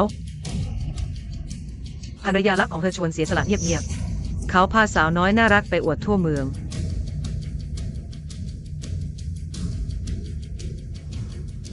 เป็นไปได้ยังไงรูปแต่งงานพวกนี้มีแต่ฉุยเท่านั้นที่มีทำไมเธอถึงทำแบบนี้ล่ะ ยังพาผู้หญิงเลวไปงานเลี้ยงของเซิงอานอีกไม่มีความอายเลย ผู้ชายมีเงินก็เปลี่ยนไปเสมอจริง ๆ เลย ผู้หญิงเลวคนนี้ก็เหมือนกันไม่มีความหมายจริง ถึงได้จับแขนสามีคนอื่นเดินอวดทั่วเมือง ถวน ๆ แกก็แค่มองดูพวกเขาแบบนี้หรอ รังแกแม่เฉิงซิงของแก แต่ในรูปนั้นคือแม่ของหนูเอง เสี่ยวซิงคือช้างเฟิงนะ แกไม่ชอบช้างเฟิงที่สุดหรอ แม่เฉิงสิงคือจิตรกรที่หนูชอบที่สุดหนูไม่ยอมให้พวกเขาดูหมิ่นเธอ เด็กคนนี้ทำไมถึงไร้มารยาทขนาดนี้ ทวน เธอต่างหากคือแม่ของหนูรูปนี้ถูกตัดต่อมา ผู้หญิงคนนี้หนูไม่รู้จักด้วยซ้ำอย่ามาด่าหนูนะ ลูกที่ฉันอุ้มท้อง10 เดือนเพื่อปกป้อง ผู้หญิงอีกคนบอกว่าไม่รู้จักฉันตลกดีนะ ได้ยินแล้วใช่ไหมแม้แต่เด็กยังบอกว่ารูปนี้เป็นของปลอม เขาอายุแค่6 ขวบจะโกหกได้ยังไง บางทีอาจเป็นผู้หญิงคนนี้อยากไต่เต้าขึ้นสูง เลยจงใจตัดต่อรูปแต่งงานปลอมขึ้นมา ก็แค่อยากให้ทุกคนสนใจเท่านั้นเองทอนแม่ที่ดีมีคุณ เป็นโชคของแม่แล้ว ๆความร่วมมือกับเจ้างานสำคัญกว่า พี่แม่บอกว่าการโกหกไม่ใช่เด็กดี เธอไม่ใช่แม่ของเรา หยวนแกพูดอะไรนะ หนูไม่ได้โกหกเธอไม่ใช่แม่ของเรา หยวนแม่ปกติทำอะไรให้แกไม่ดีหรือทำไมแกถึงพูดแบบนี้ล่ะ แม่ของเราจะไม่หย่าจริง ๆ ใช่ไหม ออกไปอย่ามาทำให้ชุดใหม่ฉันยับ เธอไม่ใช่แม่หนูอยากได้แม่ อะไรกันสอนเด็กให้โกหกด้วย ครอบครัวนี้ก็ไม่มีความอายจริง ๆ สมเป็นตระกูลเล็กๆ ไม่มักจะขึ้นเวทีใหญ่ ไปพวกแกรู้อะไรเซินจุยนั่นก็แค่ ลูกสาวเศรษฐีใหม่เรียนน้อยความสามารถก็แย่ ก็เป็นแค่แม่บ้านธรรมดาที่ลูกชายฉันไล่ออกไปนานแล้ว จะไปเทียบกับเซียวสิงได้ยังไง เซียวสิงน่าเรียนกลับจากต่างประเทศเป็นจิตรกรชื่อดัง ชางเฟิง เธอสันสวยวีนะมีจุดไหนเทียบกับเซียวสิงได้ล่ะป้า ใจเย็นนะที่รักพวกนี้ล้วนเป็นคนใหญ่คนโตทั้งนั้น เพื่อมีใครรู้จัก ชางเฟิงถูกจับได้เรื่องก็ยุ่งแล้ว แม่ แม่ก็แค่เป็นห่วงเธอนะเธอต้องวิ่งวุ่น หาความสัมพันธ์เพื่อร่วมงานกับกลุ่มเซิงอันทั้งวัน ฉันดูเป็นทุกข์ในที่สุดฉันก็มี โอกาสครั้งหนึ่งในชีวิตสามารถพูดคุยกับประธานของ SHENG Group พวกเขาตั้งข้อหาเธอว่า นอกใจถ้าอย่างนี้ต่อไปเราจะร่วมงานกับ กลุ่มเซิงอันยังไงล่ะ เธอคือชางเฟิงนี่นา ฉันเคยเห็นชางเฟิงเมื่อ10 ปีก่อน ไม่ใช่หน้าตาแบบนี้ 10 ปีแล้วผู้หญิงเปลี่ยนไป18 ครั้ง ไม่เคยได้ยินหรืออีกอย่างเฉิงสิงกับเยวี่จวน ทั้งคู่เป็นเพื่อนสนิทตั้งแต่เด็กโตมาด้วยกัน ส่วนเซินซุยวี่น่าแค่มีเงินทองจากบ้าน ก็มาขัดขวางมิฉะนั้นทั้งคู่ก็แต่งงานไปแล้วเซินซุยวี่น่าคือผู้หญิงไร้ที่ไร้อย่างอายนั่นเองประธานน้อยเซินจากกลุ่มเซิงอันมาแล้ว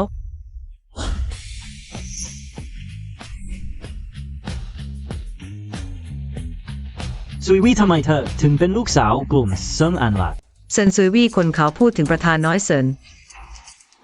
คือลูกสาวกลุ่มเซิงอันเธอวิ่งขึ้นไปทำไม ฉันนึกว่าเธอเป็นลูกสาวกลุ่มเซิงอันจริงๆ ไม่นึกว่าหูหนวกนะเซินซุยวี่ฉันรู้ว่าเธอไม่ยอมรับแต่เธอก็ไม่ควรวิ่งขึ้นไปที่เวทีในกรณีที่ประธานของ SHENG Group ขุนเคืองแล้วพี่ยูชวนล่ะพี่วี่ชวนเตรียมการร่วมงานกับกลุ่มเซิงอันมาเป็นเวลา1 ปีแล้วนะ เช่นชูยูคุณจะสร้างปัญหาเมื่อไหร่ รีบลงมาสิ ทุกคนช่วยเป็นพยานให้ฉันด้วยนะเซินซุยวี่อยากกับลูกชายฉันแล้ว ไม่ว่าเธอจะทำอะไรเกินตัวก็ไม่เกี่ยวกับตระกูลเธอของเรานะ แม่ แม่ก็อย่าเข้ามายุ่งเลย แม่ยุ่งอะไรล่ะแม่บอกเธอมาตั้งนานแล้วเธอเซินซุยวี่น่าก็แค่ลูกสาวของประดุมพีต้องการวุฒิการศึกษาแต่ไม่มีการศึกษาหากคุณต้องการวุฒิบัตรคุณจะไม่สามารถอยู่ในห้องโถงที่สง่างามได้หากไม่มีวุฒิบัตรที่เธออยากกับเธอน่าเป็นการตัดสินใจที่ถูกต้องที่สุดแล้ว คุณรู้ดีว่าฉันจะร่วมมือกับเซิงอาน คุณต้องไปสร้างเรื่องในงานเลี้ยงของกลุ่มเซิงอานด้วยเหรอ ก่อนที่ประธานเซิงอานจะมารีบลงไปให้เร็ว ในบ้านฉันจะทำอะไรก็ได้ยังไงคุณเหอห่วงตัวเองให้มากกว่านี้เถอะ บ้านคุณ บ้าแล้วเฉินซูอยู่เพื่อจะเด่นคุณไม่เลือกวิธีเลย กล้าอ้างว่าเป็นลูกสาวคนเดียวของกลุ่มเซิงอาน ใครกันที่อ้างว่าเป็นลูกสาวฉัน ประธานเฉินจากกลุ่มเซิงอานมาแล้วนี่ ประธานเฉินคนนั้นและตอนนี้เธอไม่ได้ เกี่ยวข้องกับเราแล้วอย่าโกรธเราเลย พ่อ พอ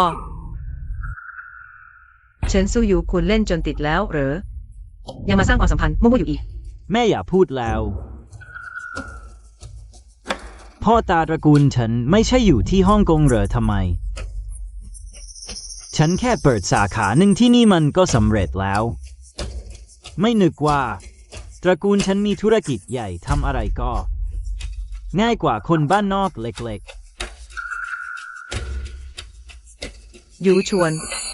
คุณไม่บอกฉันว่า ครอบครัวเฉินซูอยู่แค่มีเงินเล็กน้อยเหรอเธอเป็นลูกสาวของกลุ่มเซิงอานได้ยังไง ฉันพูดแบบนั้นแค่เพื่อ หน้าตาของเหออยู่ชวนเท่านั้น คุณเชื่อจริงเหรอ ๆ พ่อตาฟังฉันอธิบายอย่าเรียกพ่อตา สู้อยู่ยากกับคุณแล้วตั้งแต่นี้เป็นต้นไป พวกคุณกับตระกูลฉันไม่มีส่วนเกี่ยวข้องกัน อย่า ฉันไม่รู้เลย คุณเหองานยุ่งทั้งวัน สัญญาหย่าก็ไม่มีเวลาดูที่ไหเฉิง เซ็นพร้อมสัญญาโอนหุ้นคุณจำไม่ได้เหรอ ที่ในลิ้นชิ้นไม่ใช่สัญญาผู้หญิงร้ายเป็นสัญญาหย่านี่เอง แม่ ที่นี่ไม่ต้อนรับคุณ รีบไปแท้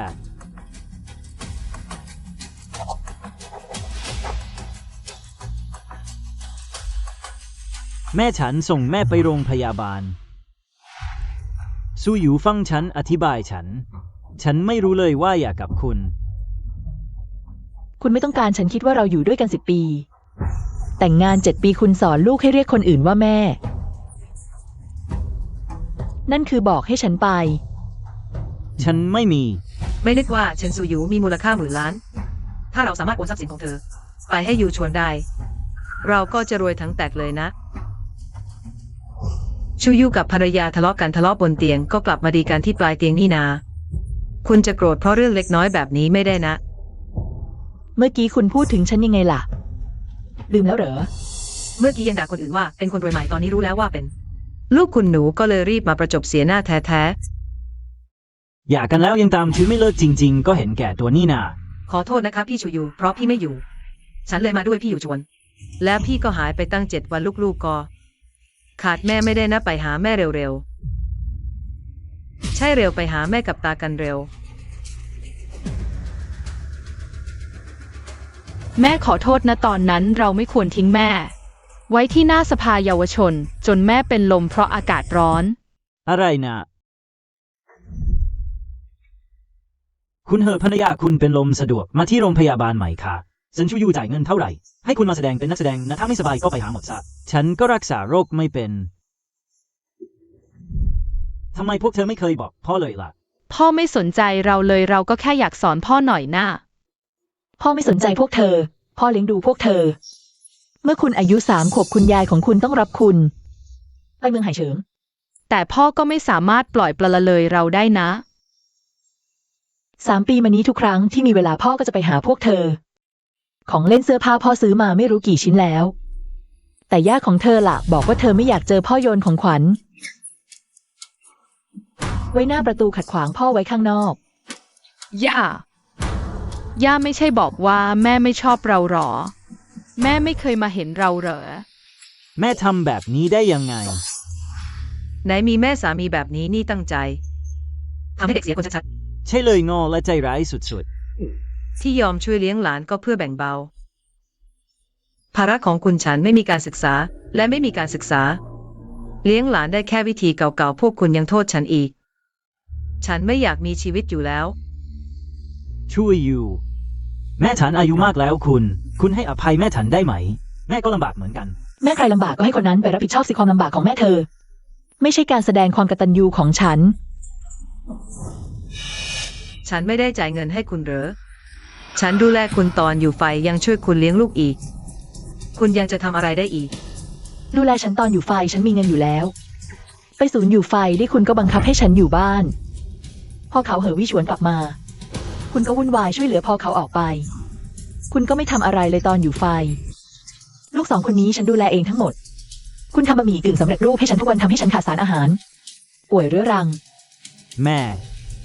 คุณทำแบบนี้ได้ยังไงตั้งแต่นี้ไป คุณย้ายไปอยู่ไห่เฉิงถ้าอยากกลับปักกิ่งอีก อาวิชวนคุณทำแบบนี้กับแม่ไม่ได้ พ่อคุณจากไปเร็วฉันเลี้ยงคุณมาคนเดียว สัววี่ฉันจะไม่ให้เธอ มายุ่งเรื่องเราอีกแล้วลูกเราจะเลี้ยงเอง เราไม่หย่ากันดีไหมขอร้องคุณ สันสุอาวิไลถามวิชวน3 ปีถ้าเธอหลงรัก กลับคืนดีกันจริง ๆ ฉันจะทำยังไง พี่สุอาวีป้ารู้แล้วว่าผิด พวกเราเป็นลูกหลานควรให้อภัยมากๆ และฉันกับอาวิชวน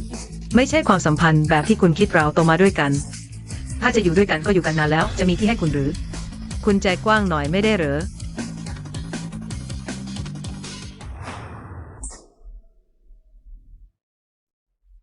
ฉันด่าเขาไม่ได้ด่าคุณใช่ไหมคุณมีสิทธิ์อะไรมา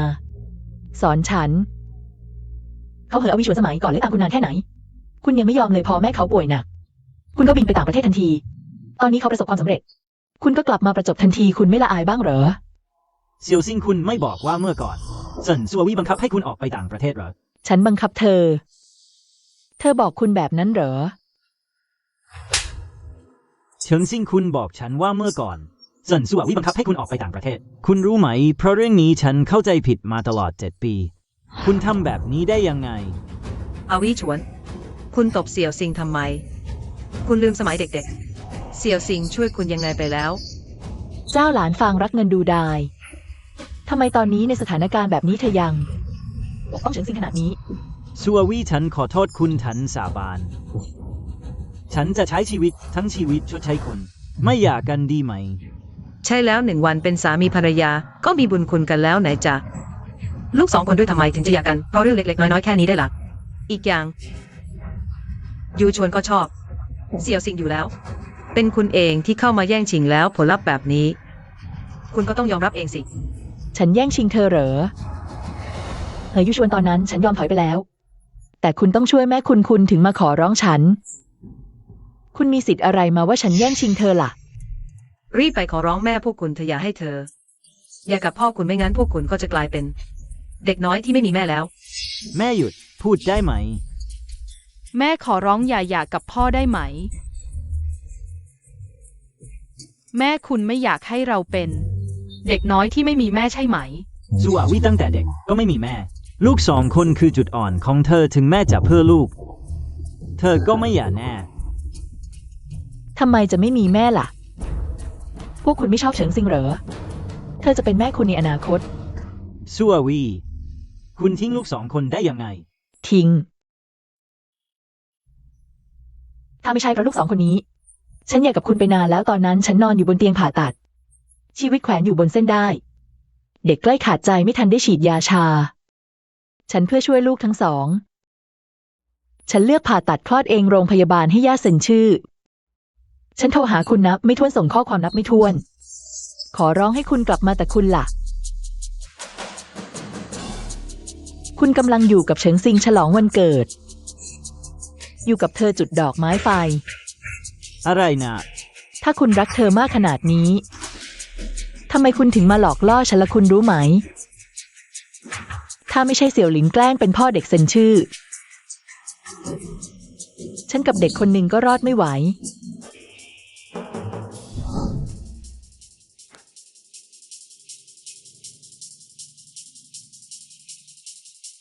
ใครนะ ไม่มีใครโทรศัพท์รบกวน คุณลบข้อความขอความช่วยเหลือใช่ไหม พี่ยูชวนฉันไม่ได้ตั้งใจ ฉันคิดว่ามันเป็นข้อความหลอกลวงฉันผิดแล้ว คุณคิดคุณรู้ไหมคุณเกือบทำให้ภรรยากับลูกฉันตาย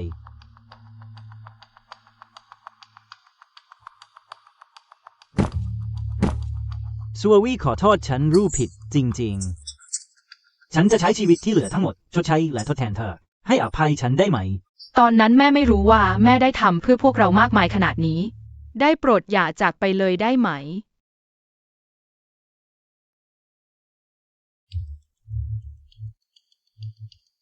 อย่าร้องให้เลยถึงแม้ฉันจะหย่ากับพ่อเธอ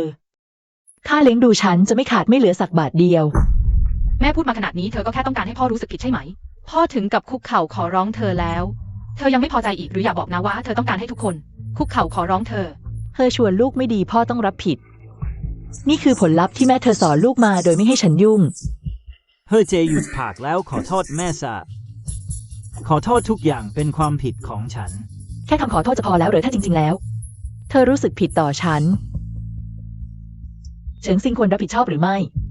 เซนซูวี่เธอพอได้แล้วตีก็ตีแล้วด่าก็ด่าแล้วอย่ามาอิงแอบเป็นลูกคุณหนูใหญ่ แล้วมาทำตัวตามใจชอบที่นี่ซูวี่พีขอโทษฉันขอโทษเธอก็พอ เธอไปขอโทษเธอทำไม เธอลุกขึ้นมา เธออายุจะ30แล้วลูกก็โตขนาดนี้แล้ว อย่าไปเรียนแบบเด็กสาวพวกนั้นได้ไหม จะเล่นอะไร เธออย่ามากเกินไป ฉันพูดผิดตรงไหนใครๆก็รู้ว่าเธอชอบลูกชายฉัน เธอไล่จีบลูกชายฉันยังขึ้นเตียงลูกชายฉันอีก ถ้าไม่ท้องจนต้องแต่งงาน เธอถึงกับไม่ต้องการงานแต่งเลยนี่ไม่ใช่ การยัดเยียดให้ลูกชายฉันหรอกหรือ เธอเป็นใครกัน ตลอดหลายปีที่ผ่านมาเพื่อเธอชวน ฉันถึงได้ทนเธอมาอย่าทำตัวสำคัญเกินไป คุณยายพูดถูกคุณไม่อยากจับมันคืออะไร เธออยู่กับพ่อ10 ปีมีลูกด้วย นอกจากพ่อแล้วใครจะรับเธอไปอีก ใครให้เธอพูดกับแม่แบบนั้น ทวนพูดผิดตรงไหน เธอไม่มีใครต้องการ ซูวี่เธอจะแต่งงานกับฉันไหม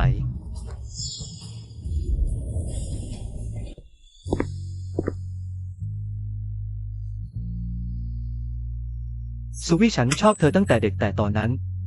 เรียนมัธยมหนักมากยังไม่ทันได้บอกเธอ ว่าฉันชอบเธอ เธอก็ไปอยู่กับเธอชูแล้ว ฉันรอเธอ10 ปีให้โอกาสฉันสักครั้งได้ไหม เซินซูวี่นี่เธอจ้างนักแสดงมาใช่ไหม จะมีใครชอบคนที่เคยแต่งงานแล้ว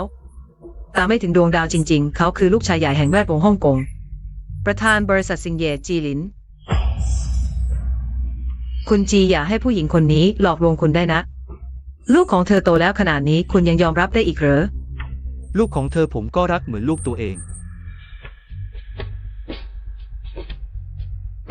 ดี ผมยอมรับคุณ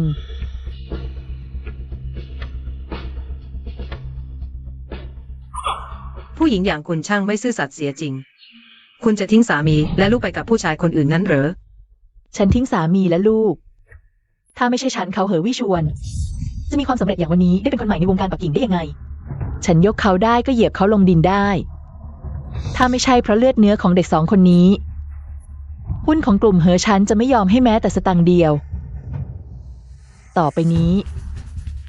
พวกคุณก็ดูแลตัวเองให้ดีเถอะ กลุ่มเส้นอันจะไม่ร่วมงานกับคนอย่างพวกคุณแน่นอนซัววี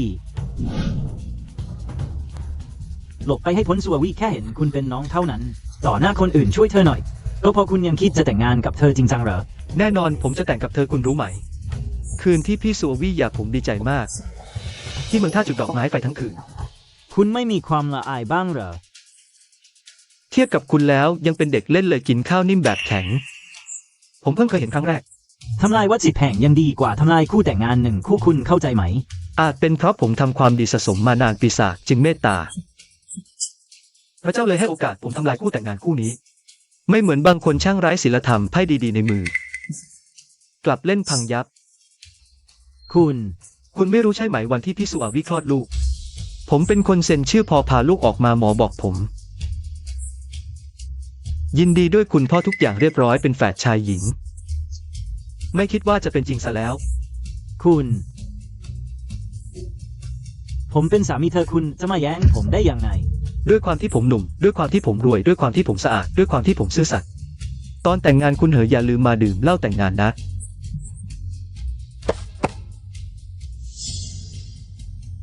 ไม่คิดว่าคุณเหอจะเป็นคนแบบนี้ดูเหมือนการร่วมงานของเรา คงต้องยุติตรงนี้แล้ว ฟังผมอธิบายก่อน อาวิชวน คุณเฮอบอกความจริงกับคุณ กลุ่มเฮอทำงานด้วยก็เพราะเห็นหน้าคุณสัน ดูเหมือนว่าต่อไปคงไม่จำเป็นต้องร่วมงานอีกแล้ว ครอบครัวของมิสเตอร์ลูฮีทำให้เช่งแดนคุณเคืองใครจะกล้าร่วมมือกับคุณ อาวิชวนเซนซูอาวิเถอะก็เกินไปจริงๆ ถึงกับทำให้คุณเสียหน้าต่อหน้าคนอื่น หุบปากถ้าไม่ใช่เพราะความเมตตาเมื่อก่อน ฉันจะไม่ยอมรับเธอแน่นอน แม่บ้านนี้ถูกแม่ทำให้แตกสลายพอใจแล้วใช่ไหม อย่าโทษคุณยายเลยเป็นความผิดของแม่เองทำให้เธอต้องอับอายต่อหน้าคนเยอะแยะ ฉันไม่ต้องการให้เธอมาเป็นแม่ของฉัน เธอหุบปากซะ เธอก็ไม่เคยบอกฉันเลยว่า เธอเป็นลูกสาวตระกูลเซินถ้าฉันรู้ตั้งแต่แรกฉันก็ พอแล้วแม่แค่เพราะเธอเป็นผู้หญิงธรรมดา แม่ก็จะกลั่นแกล้งเธอได้เหรอ เด็กสองคนนี้ถูกแม่เลี้ยงดูมาเป็นอะไรกันแล้ว ฉันช่วยแม่เลี้ยงหลานยังผิดอีกเหรอ เธอพูดกับฉันแบบนี้ได้ยังไงฉันเป็นแม่เธอเองนะ อีกอย่างถ้าเซินซุยวิจะหยาก็ให้เธอหย่าไปสิ เสี่ยวสิงหน้าเป็นจิตรกรช้างเฟิง เพิ่งเรียนจบจากต่างประเทศมาเธอไม่ชอบเธอเหรอสองคนเธออยู่ด้วยกันก็ดีออก หนูชอบช้างเฟิงที่สุดแล้วค่ะพ่อให้ช้างเฟิงมาเป็นแม่หนูนะ เธอหุบปากซะ ในใจฉันแม่ของเด็กๆ มีได้แค่เซินซุยวี่ไม่มีใครมาแทนที่ได้ เซินซุยวี่ฉันจะไม่ปล่อยให้เธอสบาย วันนี้ขอบคุณนะ ดูเหมือนว่าฉันรักเธอไม่เสียเปล่า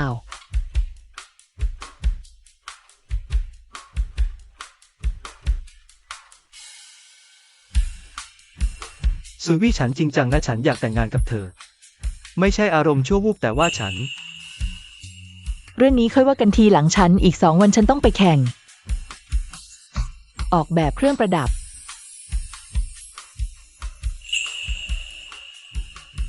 ไม่รีบฉันรอเธอมา10 ปีแล้ว ไม่ต่างอะไรกับเวลาอีกนิดหน่อยซุยวี่ฉันจะช่วยเธอกู้ความมั่นใจ และความภาคภูมิในตัวเธอคืนมาให้ได้ วันนี้ ฉันจะกู้เกียรติยศของฉันคืนมา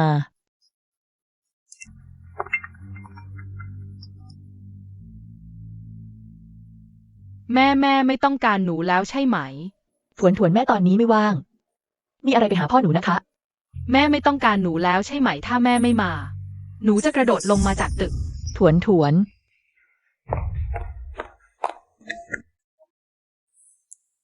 วางใจเธอ แม่เธอแค่ไม่ยอมรับเท่านั้นเธอไปแข่ง ก็แค่ไปอับอายขายหน้าเธอขัดขวางเธอ ไม่ให้เข้าแข่งก็คือช่วยเธอรอเธอตระหนักถึงความบกพร่องของตัวเองเธอก็จะกลับมาเอง หาพ่อเธอ หนูไม่ต้องการผู้หญิงที่ทิ้งสามีและลูกมาเป็นแม่หรอก คุณแม่เฉิงสิง คุณเป็นจิตรกรที่ฉันชอบที่สุดมาอยู่เป็นแม่ของฉันได้ไหม เชนชื่อคุณคือบุตรสาวของกลุ่มบริษัทเชน แล้วไงล่ะยังไม่อาจหยุดยั้งฉันได้ฉันจะเป็นประกายเจิดจ้า พลทนยุนเยือน แม่ขอโทษนะแม่ คุณนายกลับมาแล้วท่านยายและคุณสามี รวมทั้งคุณหนูน้อยก็ไม่อยู่บ้านไปร่วมงาน การแข่งขันออกแบบเครื่องประดับกันแล้ว อะไรนะ แล้วเขาก็พูดว่าเขาจะกระโดดตึก แม่พี่โกหกคุณฉันได้ยินเขาพูดกับ คุณแม่เชงซิงว่า ไม่ให้คุณไปร่วมการแข่งขัน ที่แท้ฮีซีแกล้งทำเป็นจะฆ่าตัวตายใช้ความรัก และความห่วงใยของฉันที่มีต่อเขาหลอกให้ฉันกลับบ้านตระกูลฮีเพื่อหยุดยั้งฉัน ไม่ให้ร่วมการแข่งขันถึงรู้ว่าสายเลือดเดียวกัน ก็สามารถกลายเป็นมีดที่แทงทะลุหัวใจได้ แม่รีบไปเถอะไปร่วมการแข่งขันเร็ว บ้านหลังนี้ตั้งอยู่ในที่ห่างไกลหารถแท็กซี่ยาก เหลือเวลาแค่20 นาทีแล้ว ไม่ทันแน่ๆที่จะเข้าไปในสถานที่แข่ง แม่ทันแน่ตามฉันมา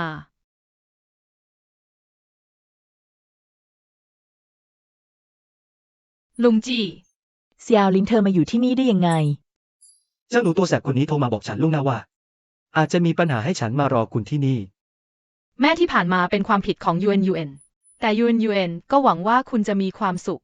แม้ว่าคุณจะจากไปเราก็สนับสนุนคุณ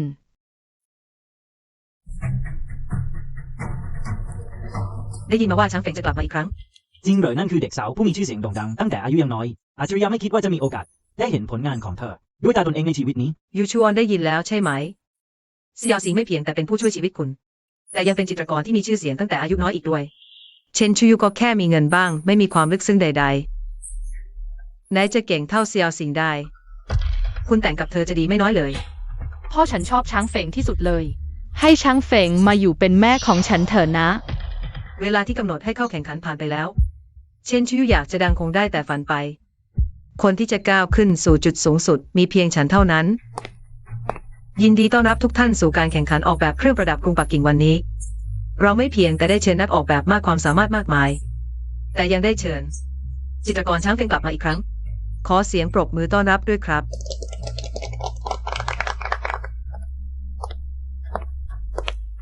ตลอดหลายปีที่ผ่านมาช้างเฟิงหายสาบสูญไปไม่มีใครรู้ว่าเธออยู่ที่ไหน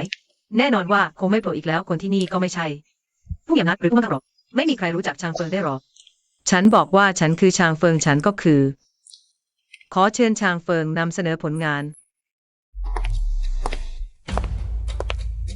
สวัสดีข้ากรรมการทุกท่านฉันคือชางเฟิง นี่คือผลงานของฉันเชิญทุกท่านชม ผลงานชิ้นนี้ฉันพัฒนาจากแสงจันทร์แตกกระจาย อัปเกรดโดยเปลี่ยนเพชรเดิมเป็นอัญมณีมีค่ากว่าและประดับด้วยไข่มุกอโคยา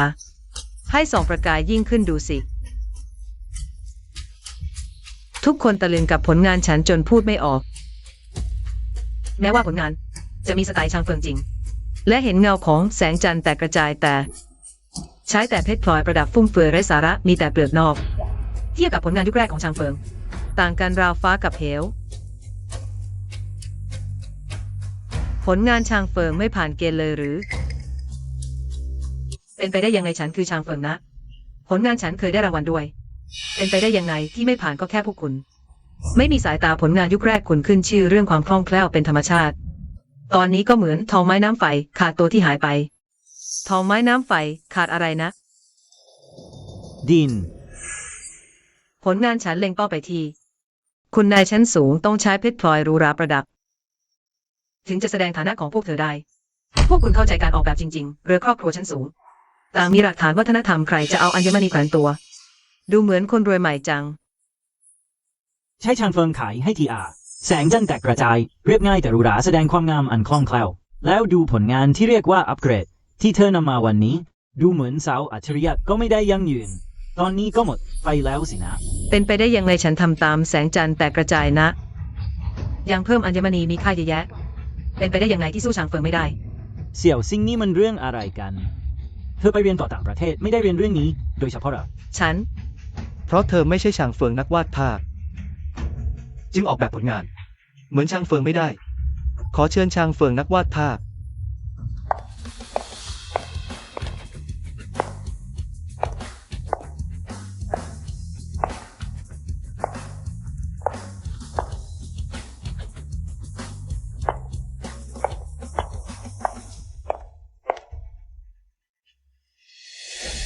อะไรนะซุยวีเราสองคนแต่งงานกันมานานแล้วทำไมฉันไม่รู้ว่าเธอเป็นชางเฟิง ก็ปกติไม่ใช่เหรอเพราะเรื่องของฉัน คุณเหอไม่เคยสนใจเลย โกหกชัดๆ แม่เป็นแค่แม่บ้านที่ทำอาหารเก่งกับบ่นได้ ไม่รู้เรื่องวาดรูปเรื่องดีไซน์ยิ่งไม่ต้องพูดถึง จะเป็นแชงเฟงได้ยังไง พี่ชูยูฉันรู้ว่าพี่อยากกูความสัมพันธ์กับพี่จวนแต่พี่ก็ไม่ควร มาแย่งนามปากกาของฉันและเชนชูยู อย่าคิดว่าพี่เป็นลูกสาวตระกูลเซิง แล้วจะใช้อำนาจข่มเหงคนอื่นได้ ยึดชื่อเสียงของเซียวซิง ที่บอกว่าเป็นเชงเฟงไหนละหลักฐาน ฉันเป็นเชงเฟงหรือไม่ดูผลงานเอาเอง อย่ามาพูดใหญ่พูดโตทำกับข้าวได้บ้างก็ดีแล้ว แต่เรื่องวาดรูปนะพี่รู้เรื่องไหม เซียวซิงได้จบปริญญาโทจากต่างประเทศ ศิลปินจบมหาวิทยาลัยชื่อดัง พี่จะไปสู้เธอได้ยังไง วันนี้พี่มาทะเลาะแย่งชิงที่นี่ปลอมตัวเป็นเชงเฟงอีกก็แค่อยากให้ ลูกชายฉันสนใจเท่านั้น ไม่รู้สึกละอายบ้างเลย แม่หยุด พูดได้แล้ว วาดรูปต้องใช้มือไม่ใช่ปาก เสี่ยวหลิงช่วยเตรียมให้หน่อย ไม่ต้องรีบไหนๆก็บอกว่าเป็นเชงเฟงแล้ว งั้นมาแข่งวาดรูปกันดีกว่า แข่งวาดรูป พี่ไม่เคยเรียนวาดรูปไม่รู้หรอกว่าการแข่งวาดรูปคืออะไร คือสุ่มเลือกหัวข้อกับอุปกรณ์วาดรูป วาดรูปสดภายในเวลาที่กำหนดใครวาดได้ ผู้ชมชอบมากกว่าคนนั้นชนะ เป็นไงคุณเซินกล้าแข่งไหม กติกายังไม่รู้เลยอย่ามาอายคนอื่น ฉันแข่งกับเธอ เดี๋ยวแม่ชิงซิงของเธอ จะแพ้ยับเลยอย่ามาร้องให้นะ คุณเซินต่อให้พี่รวยแค่ไหน ก็ซื้อพรสวรรค์กับความสามารถไม่ได้หรอก ถ้าเชนชูยูเป็นเชงเฟงจริง จะปิดบังมาจนถึงตอนนี้ได้ยังไง ฉันสู้เชงเฟงไม่ได้ แต่จะสู้คุณเชนชูยูไม่ได้เหรอ แม่บ้านธรรมดาคนหนึ่ง แถม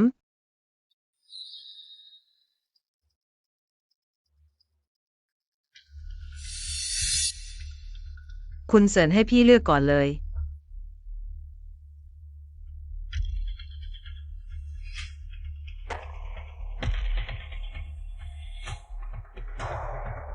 ขอให้ทั้งสองท่านเปิดเผยหัวข้อการแข่งขัน และอุปกรณ์ที่ใช้ ผ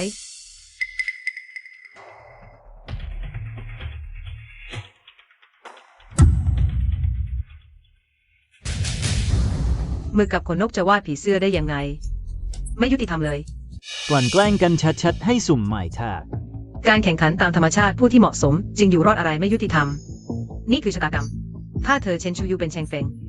แค่ให้กิ่งไม้เธอก็ชนะได้ ถ้าเธอเป็นคนไร้ความสามารถแม้ให้อุปกรณ์วาดภาพที่ดีที่สุด ก็ไม่มีประโยชน์ ที่พูดมาทั้งหมดนี่มีประโยคเดียวที่มีประโยชน์ ถ้าเป็นคนไร้ความสามารถแม้ให้อุปกรณ์วาดภาพที่ดีที่สุด ก็ไม่มีประโยชน์ เชนชูยูเธอดีใจอะไร เดี๋ยวฉันจะทำให้หน้าเธอพัง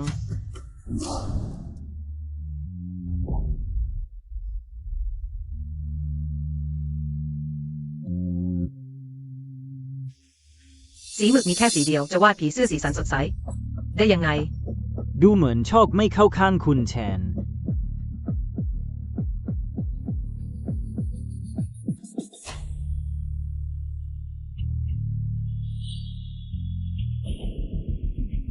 หมดเวลากรุณาหยุดปากกา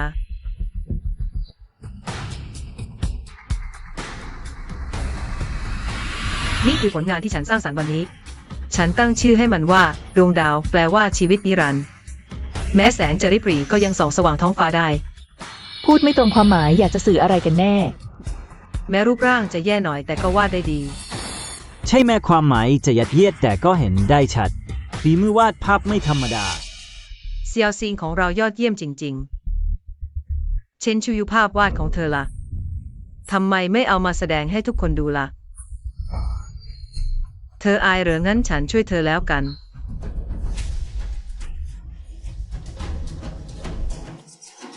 ทุกคนมาดูเร็วเธอวาดตั้งนานนี่วาดอะไรกัน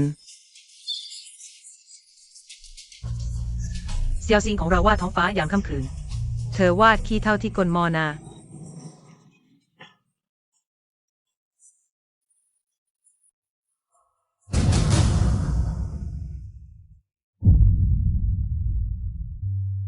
นี่คือ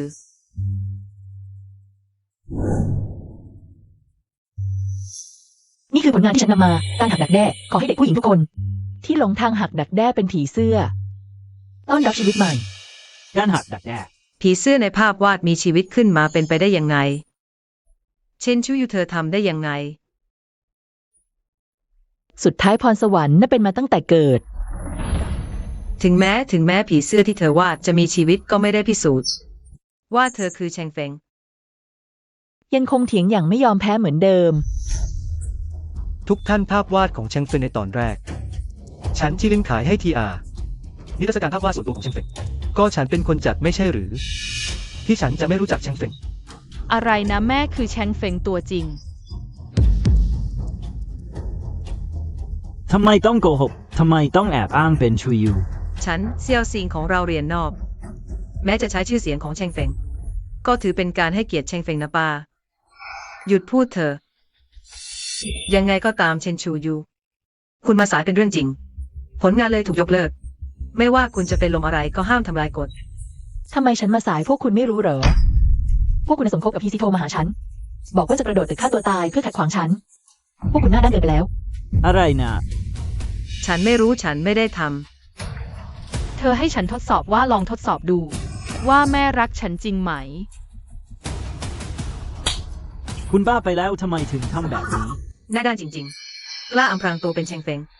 ยังสั่งการลูกชายเชงเฟงใช้ความรับแจ้งของเชงเฟงขัดขวางเชงเฟงจากการเข้าสนาม ผู้หญิงคนนี้เป็นคนน่ารักจริงๆ ยังกล้าอ้างต่อหน้าต่อตา หน้าด้าน เชงซิงปลอมชื่อฉันละเมิดชื่อเสียงฉันจะดำเนินคดี ไม่ยูชูออน คุณช่วยเชงสิงด้วย พี่ยูชูออนช่วยฉันด้วย ฉันไม่อยากเข้าไปจริง ขอโทษนะชูยูเรื่องนี้ผิดฉัน ถ้าคุณตัดสินใจจะหย่าฉันก็ยอมแบ่งทรัพย์สินทั้งหมด ให้คุณส่วนหนึ่ง คุณยกโทษให้เชงซิงได้ไหม ได้ฉันยอมปล่อยเธอแต่ให้โอนฮีกรุ๊ปมาให้ฉัน ตกลง ฮีชอนคุณรักเธอมากขนาดนั้นเลยเหรอ ยอมสละทุกอย่างเพื่อเธอใช่ไหม ชูยูคนอย่างคุณจากครอบครัวแบบนี้ คุณไม่มีวันเข้าใจ เธอคือแสงสว่าง ในความมืดของฉันตอนเด็ก ๆ เชนชูยูอย่ามากเกินไป ยูชูออนต้องเลี้ยงลูก2 คน ก็เป็นลูกคุณเหมือนกันอย่าท เห็นแก่ตัวขนาดนี้ฮีซีทำไมคุณเลวร้ายแบบนี้คุณไม่รู้เหรอ การทำร้ายคนอื่นต้องติดคุก พอแล้วเขาแค่เด็กผู้ใหญ่สอนยังไง เขาก็ทำตามแค่นั้น เช่นชูยูอย่ามาว่าฉัน ฉันบอกคุณคือแม่ของฮีซี แม้อยากกันเรื่องนี้ก็เปลี่ยนไม่ได้ เขาทำร้ายคุณก็ต้องรับผิดชอบ ไม่มี500,000วันนี้เรื่องนี้จะไม่จบง่ายๆ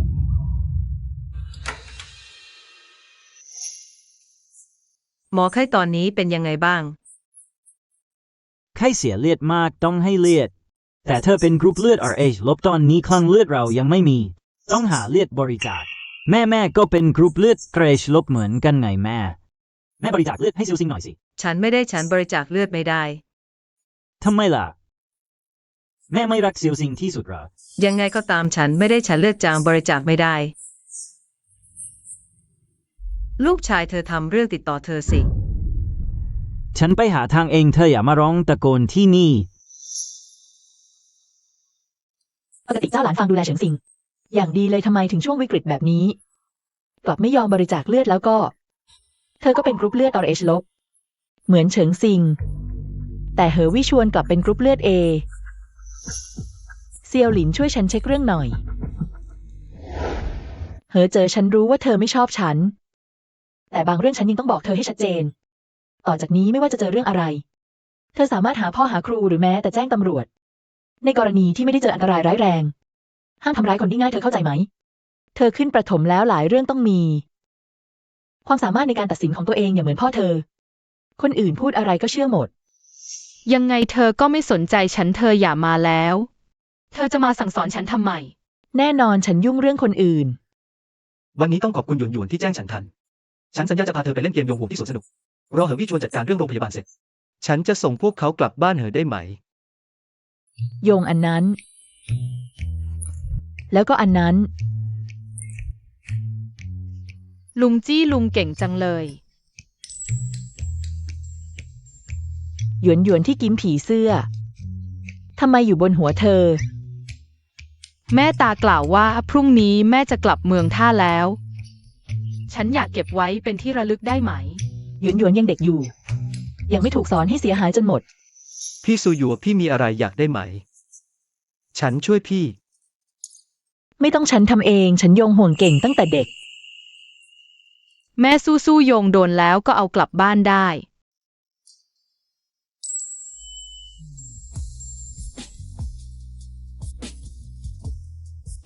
พี่ซูหยัวยงโดนแล้วต้องเอากลับบ้าน อย่าพูดแล้วกลับคำหลัก ยังเป็นเด็กแบบนี้อีกเลย นี่คือแม่ฉันนะฉันจะไม่พาเธอกลับบ้านหรอก พี่ชูยูตอนเด็กๆ เธอสอนฉันไว้นะ คำพูดต้องหนักแน่นอย่าทำตัวไร้สาระ แม่ครับรับปากคุณลุงจีเธอวันนี้ปู่บอกฉันว่า ความหมายของชื่อซิงเย่ก็คือคุณคือช้างเฟิงส่วนฉันคือท้องฟ้าและทุ่งกว้างทั้งคอยปกป้อง และมองขึ้นไปหาคุณ และก็อยากจะกอดคุณด้วย ที่จริงคนที่รักคุณจริง ๆ ไม่จำเป็นให้คุณเปลี่ยนหรือปรับตัว เขาก็จะเก็บความรักไว้ในรายละเอียด แม่ครับเรื่องในอดีตพวกเราผิดเองเข้าใจคุณผิด แต่ผมก็หวังว่าอนาคตคุณจะมีความสุขแม้ว่าคุณจะต้องจากพวกเราไปหยวนเธอนี่เป็นคนทรยศตัวน้อยจริงๆทำไมถึงทรยศพ่อได้ล่ะ แต่ที่จริงพ่อต่างหากที่ทำผิดกับแม่ก่อน ตอนแม่คลอดเราเจ็บปวดทรมานมากมาย พวกเราต่างก็เป็นหนี้แม่ที่ต้องขอโทษสักคำ 10 ปีมันยาวนานฉันเริ่มเสียใจแล้วกับคำพูดวันนั้น ที่จริงฉันไม่อยากรอแม้แต่วันเดียวแล้ว พ่อครับเรากลับมาแล้ว เฮ้ยเจทำไมถึงทำร้ายคนอื่น ง่ายๆแบบนี้ล่ะ งั้นพ่อรู้ไหมเฉิงซิงนักโกหกคุณ พ่อก็ตีเธอเหมือนกันไม่ใช่เหรอฉันเรียนพ่อไง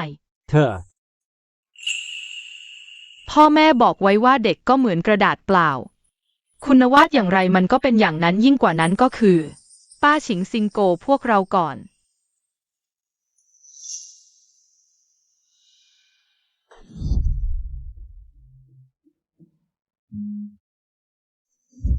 หยวน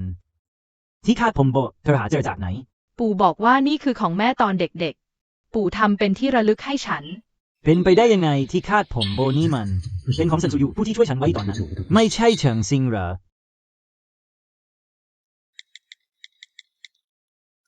ไปหาคน2 คนให้ฉันที่ไหฉังจ้างซั่วเฉินอีกอย่างสืบดูด้วยว่า18 ปีก่อนซูยูเคย เรียนที่โรงเรียนประถมเล็กไหมผ่านมานานขนาดนี้แล้ว คุณยังจำฉันได้ตอนนั้นพวกเรายังเด็กไม่เข้าใจเรื่อง คุณเป็นผู้ใหญ่มีน้ำใจให้อภัยพวกเราด้วยเถอะปีนั้นในซอยหน้าโรงเรียนประถมเล็กคนที่ไล่พวกคุณไปคือใครจงผ่านมานานขนาดนี้แล้วพวกเราจำไม่ค่อยได้แล้วจำไม่ได้เหรอคนที่ถูกกลั่นแกล้งจำได้ไม่ลืมเลยพวกผู้กระทำแบบพวกเธอมีสิทธิ์อะไรจะลืม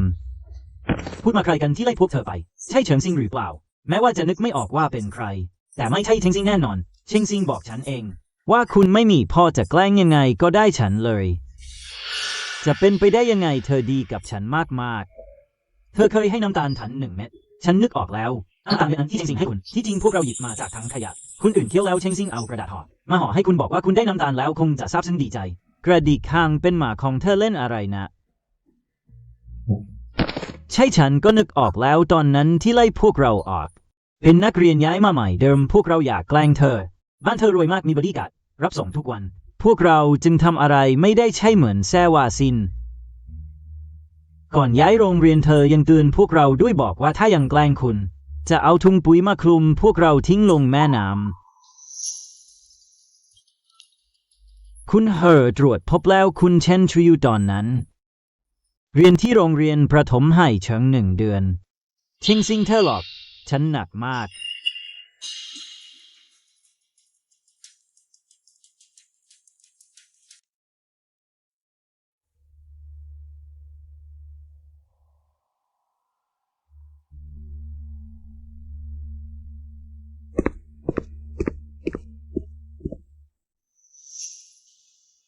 ชูยูเธอมาทำอะไรที่นี่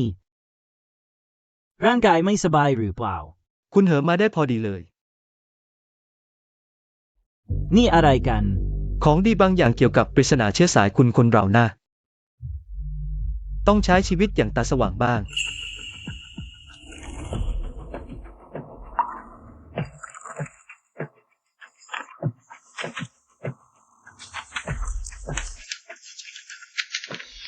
มันไม่จริงชูยูนี่มัน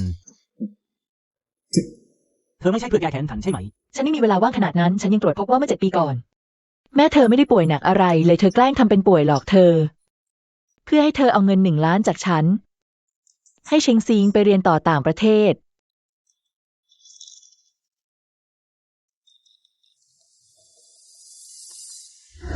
โชคดีที่ไม่มีอะไร เธอบ้าอะไรกันแซออกซิงเพิ่งตื่นอย่ามาทำให้เธอกลัวพูดมาเรื่องทั้งหมดเป็นยังไงยังไงซะฉันก็เลี้ยงเธอมา18 ปีแล้วมีใครพูดกับแม่แบบนี้บ้างเธอเลี้ยงฉันนั่นคือเงินชดเชยของพ่อฉันต่างหากตั้งแต่เด็กจนโตเธอบอกว่าป่วยทำงานไม่ได้ฉันอายุ8 ขวบก็เริ่มแบกถ่านหินให้คนอื่นทำงานหนักเลี้ยงดูเธอแล้วผลล่ะตั้งแต่ต้นจนจบเป็นการหลอกลวงทั้งหมดพูดมาเรื่องเป็นยังไงฉันเพราะพ่อเธอตอนแม่เธอท้องอยู่นอกใจชาวเลนแฟงแม่เธอโกรธจนคลอดก่อนกำหนดตอนพ่อเธอตายเพราะคลอดยากเธอชาวเลนแฟงขึ้นเป็นเมียน้อย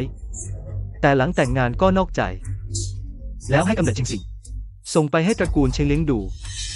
หมายความว่ายังไงเราไปเถอะ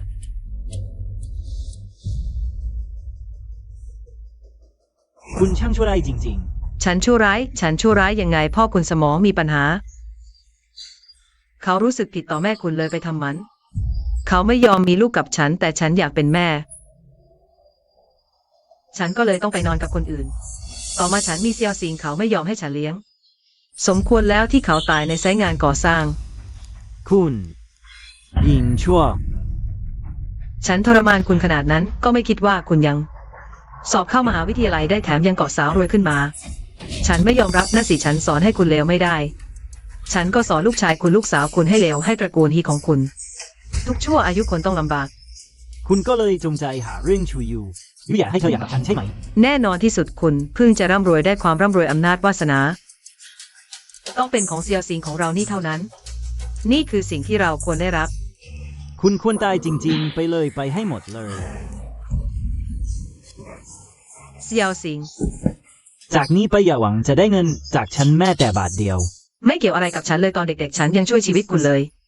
คุณยังกล้าพูดอีก ใช้ลูกอมเก่าจากกองขยะมาแกล้งทำเป็นช่วยชีวิตฉันใช่ไหมถ้าไม่ใช่เพราะนำกิฟผมของชูยุกลับมาช่วยชีวิตฉัน คงถูกคุณหลอกเล่นอยู่ใต้ฝ่ามือ กิฟผมอะไร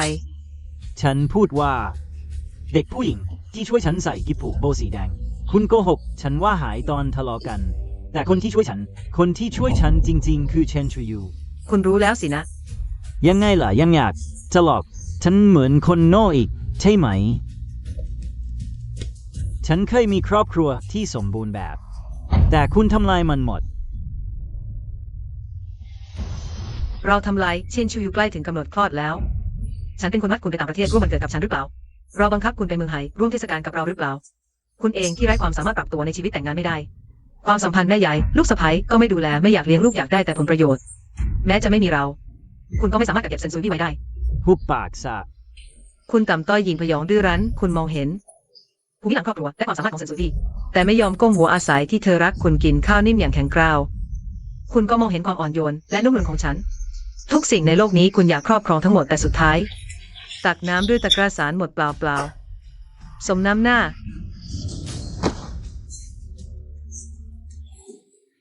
คุณปลอมตัวเป็นฐานฟังละเมิดสิทธิชื่อเสียงของซูยี่และจากฉันนี่เอง ฉันจะติดตามเรื่องการช่อโกงเงินจำนวนมาก รอเข้าไปข้างในเธอ เข้าไป ฉันไม่อยากเข้าไป เสี่ยวสิงต้องโทษเซินซุยวี่นั่นแหละ ถ้าเธอไม่ดื้อรั้นจะอย่าถ้าเธอไม่สืบเรื่องพวกนี้ออกพวกเราก็คงไม่ต้องเป็นแบบนี้ ใช่ต้องโทษเซินซูวี่ทำไมเธอไม่ตายซะทำไมเธอต้องเก็บกิฟผมเก่าๆนั่นไว้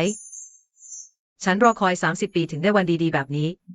ก็หายไปหมดแล้วฉันจะทำยังไงดีฉันมีวิธี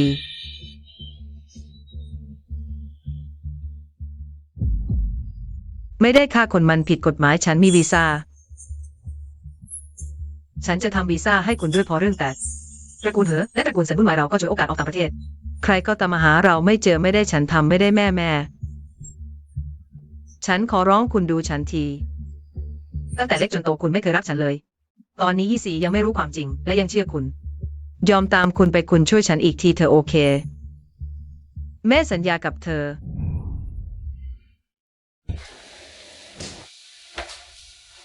ตอนนี้บริษัทซัมอันคุณก็เข้าใจแล้วควบคุมระยะไกล ก็คงไม่มีปัญหาอีกแล้วใช่ไหม อีกไม่นานก็สามารถกลับหางเฉิงได้แล้ว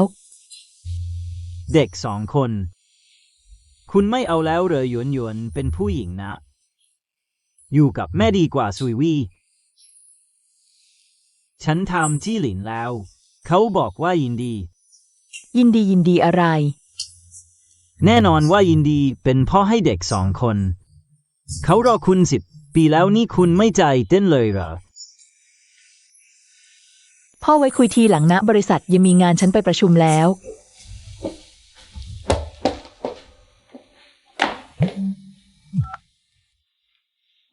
แม่ช่วยฉันที ทวนมุกแบบนี้ ตลกไม่เลย ซันซุยวี่ลูกชายลูกสาวคุณอยู่กับฉัน อยากช่วยพวกเขาก็พาเงิน5 ล้านมาคนเดียวมาเขตชานเมือง ถ้าดันไปแจ้งตำรวจ ฉันจะจัดการ2 คนนี้ให้หมดสิ้น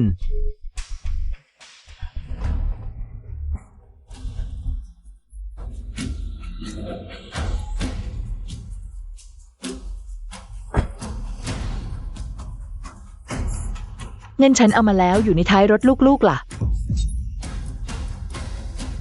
ลูกๆอยู่บนรถเรา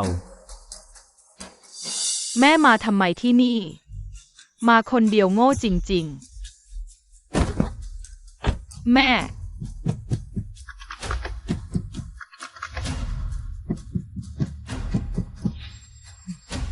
ผู้หญิงคนนึงยังกล้ามาคนเดียว บอกตรงๆเลยนะมีคนจ่าย5 ล้าน ซื้อชีวิตแม่ลูก3 คน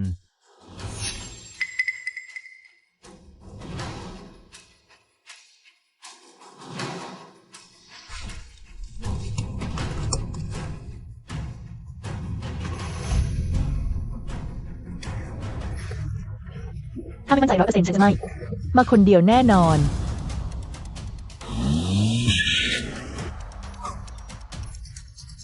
ผู้หญิงคนนี้ใจดำจริงพวกแกไล่จับเธอ เสี่ยวหลิงฉันกับลูกๆหนีออกมาแล้ว โอเคตำรวจกำลังไปแล้ว ฉันติดตามเจ้าหลานฟังไปแล้วเฉิงซิงหนีไปแล้ว รีบไปสนามบินล้อมจับพวกเขา โอเคระวังตัวฉันจะตามไป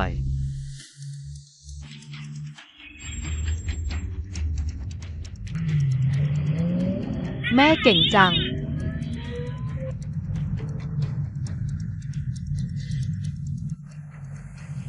เร็วชนเธอ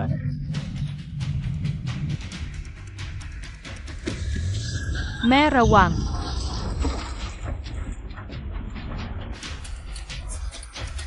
จับได้แล้วลงรถ เธอไม่คิดหรือว่าพาลูก2 คนจะหนีไปได้จริงๆ ลงรถ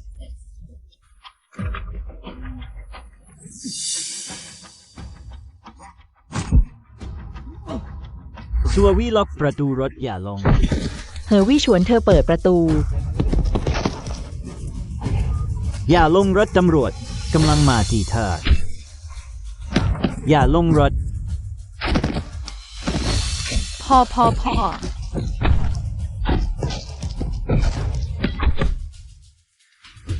ไม่ต้องกลัวพ่อจะปกป้องเธอดีเลย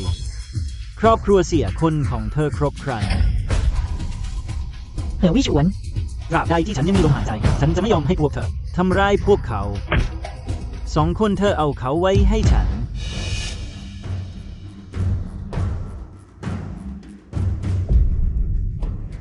อย่า ตำรวจไปเร็วไปหยุด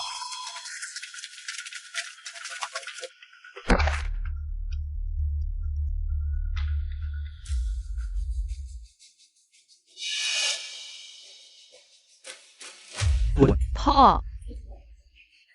ยวนอย่ากลัวพ่อมาแล้วซัววี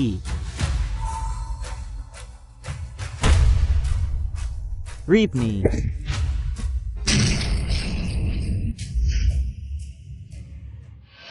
พ่อ โชคดีที่เขานอนลงทันเวลาไม่ถึงตาย จับคนได้ไหม ตำรวจที่สนามบินหยุดไว้แล้ว เฉิงซิงที่กำลังจะขึ้นเครื่อง ผู้หญิงคนนี้ก็ชั่วร้ายจริง ๆ ถึงขนาด อยากให้แม่ตัวเองรับผิดแทนตัวเองหนีไปสบายแต่ว่า เธอรู้ได้ยังไงว่าพวกเขา2 คนท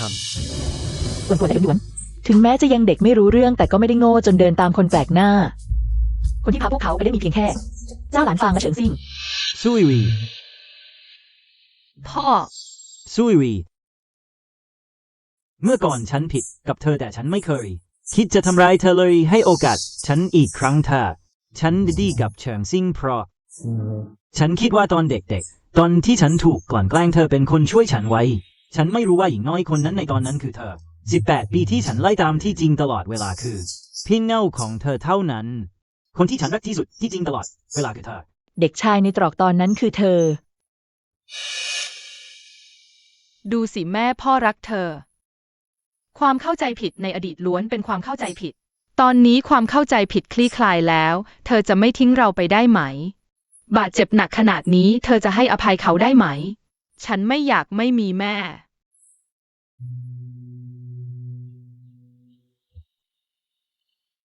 ซุยวีครั้งนี้ให้ฉันเป็นคนไล่ตามเธอให้ฉันเป็นคนรักเธอ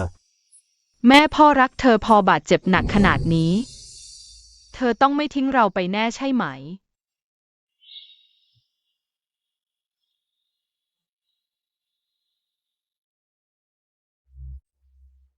หากคำขอโทษเพียงคำเดียวจะลบล้างความเจ็บปวดในอดีต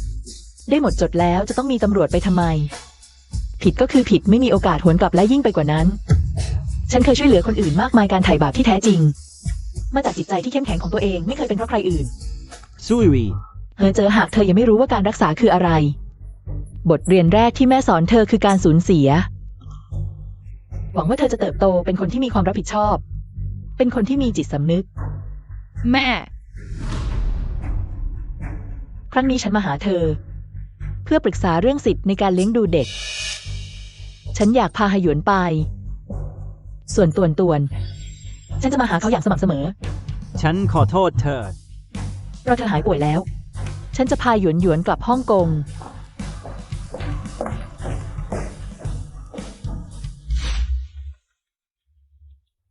เสี่ยวลิน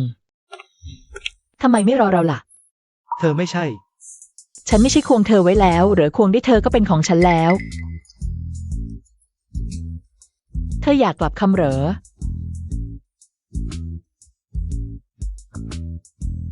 จะเป็นไปได้ยังไงที่ฉันจะกลับคำฉันคิดว่าเธอจะไม่ต้องการฉันอีกแล้ว คนโง่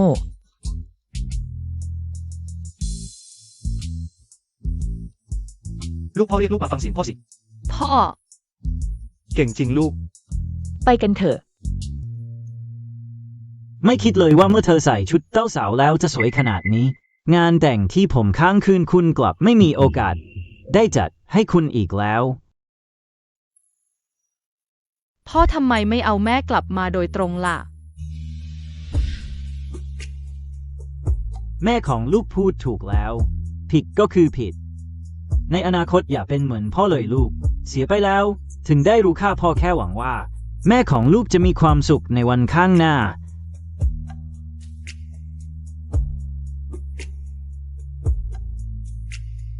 ตอนแรกฉันก็เจอเธอก่อนคนอื่นนะ แต่กลับเป็นฉันที่ทำให้เธอหลุดมือไปเอง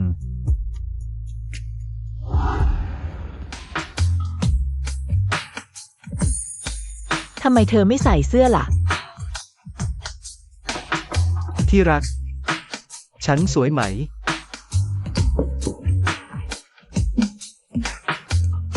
สวยสุด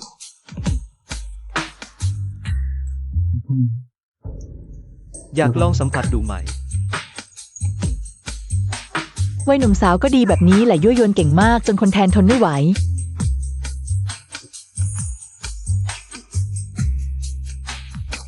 ยวนยังไม่นอนเหรอ หลับไปแล้วฉันเข้านอนให้เขาแล้ว คืนนี้จะไม่มีใครมารบกวนพวกเราแล้ว พ่อ ว่าไงลูก คุณพ่อจีดูเหมือนจะแกล้งแม่อยู่ เขากล้าประกอบกายจริงเหรอให้ฉันไปดูเดี๋ยวนี้ไหม ฉันก็ไม่รู้เหมือนกันอะไรตีกันในห้องดังโครมคราม พวกเขากำลังตีกันอยู่ใช่ไหม เรื่องผู้ใหญ่ เด็กไม่ต้องยุ่งกลับไปนอนเถอะอีกอย่าง เรื่องแบบนี้ในภายหลังไม่ต้องมาบอกฉันอีกแล้ว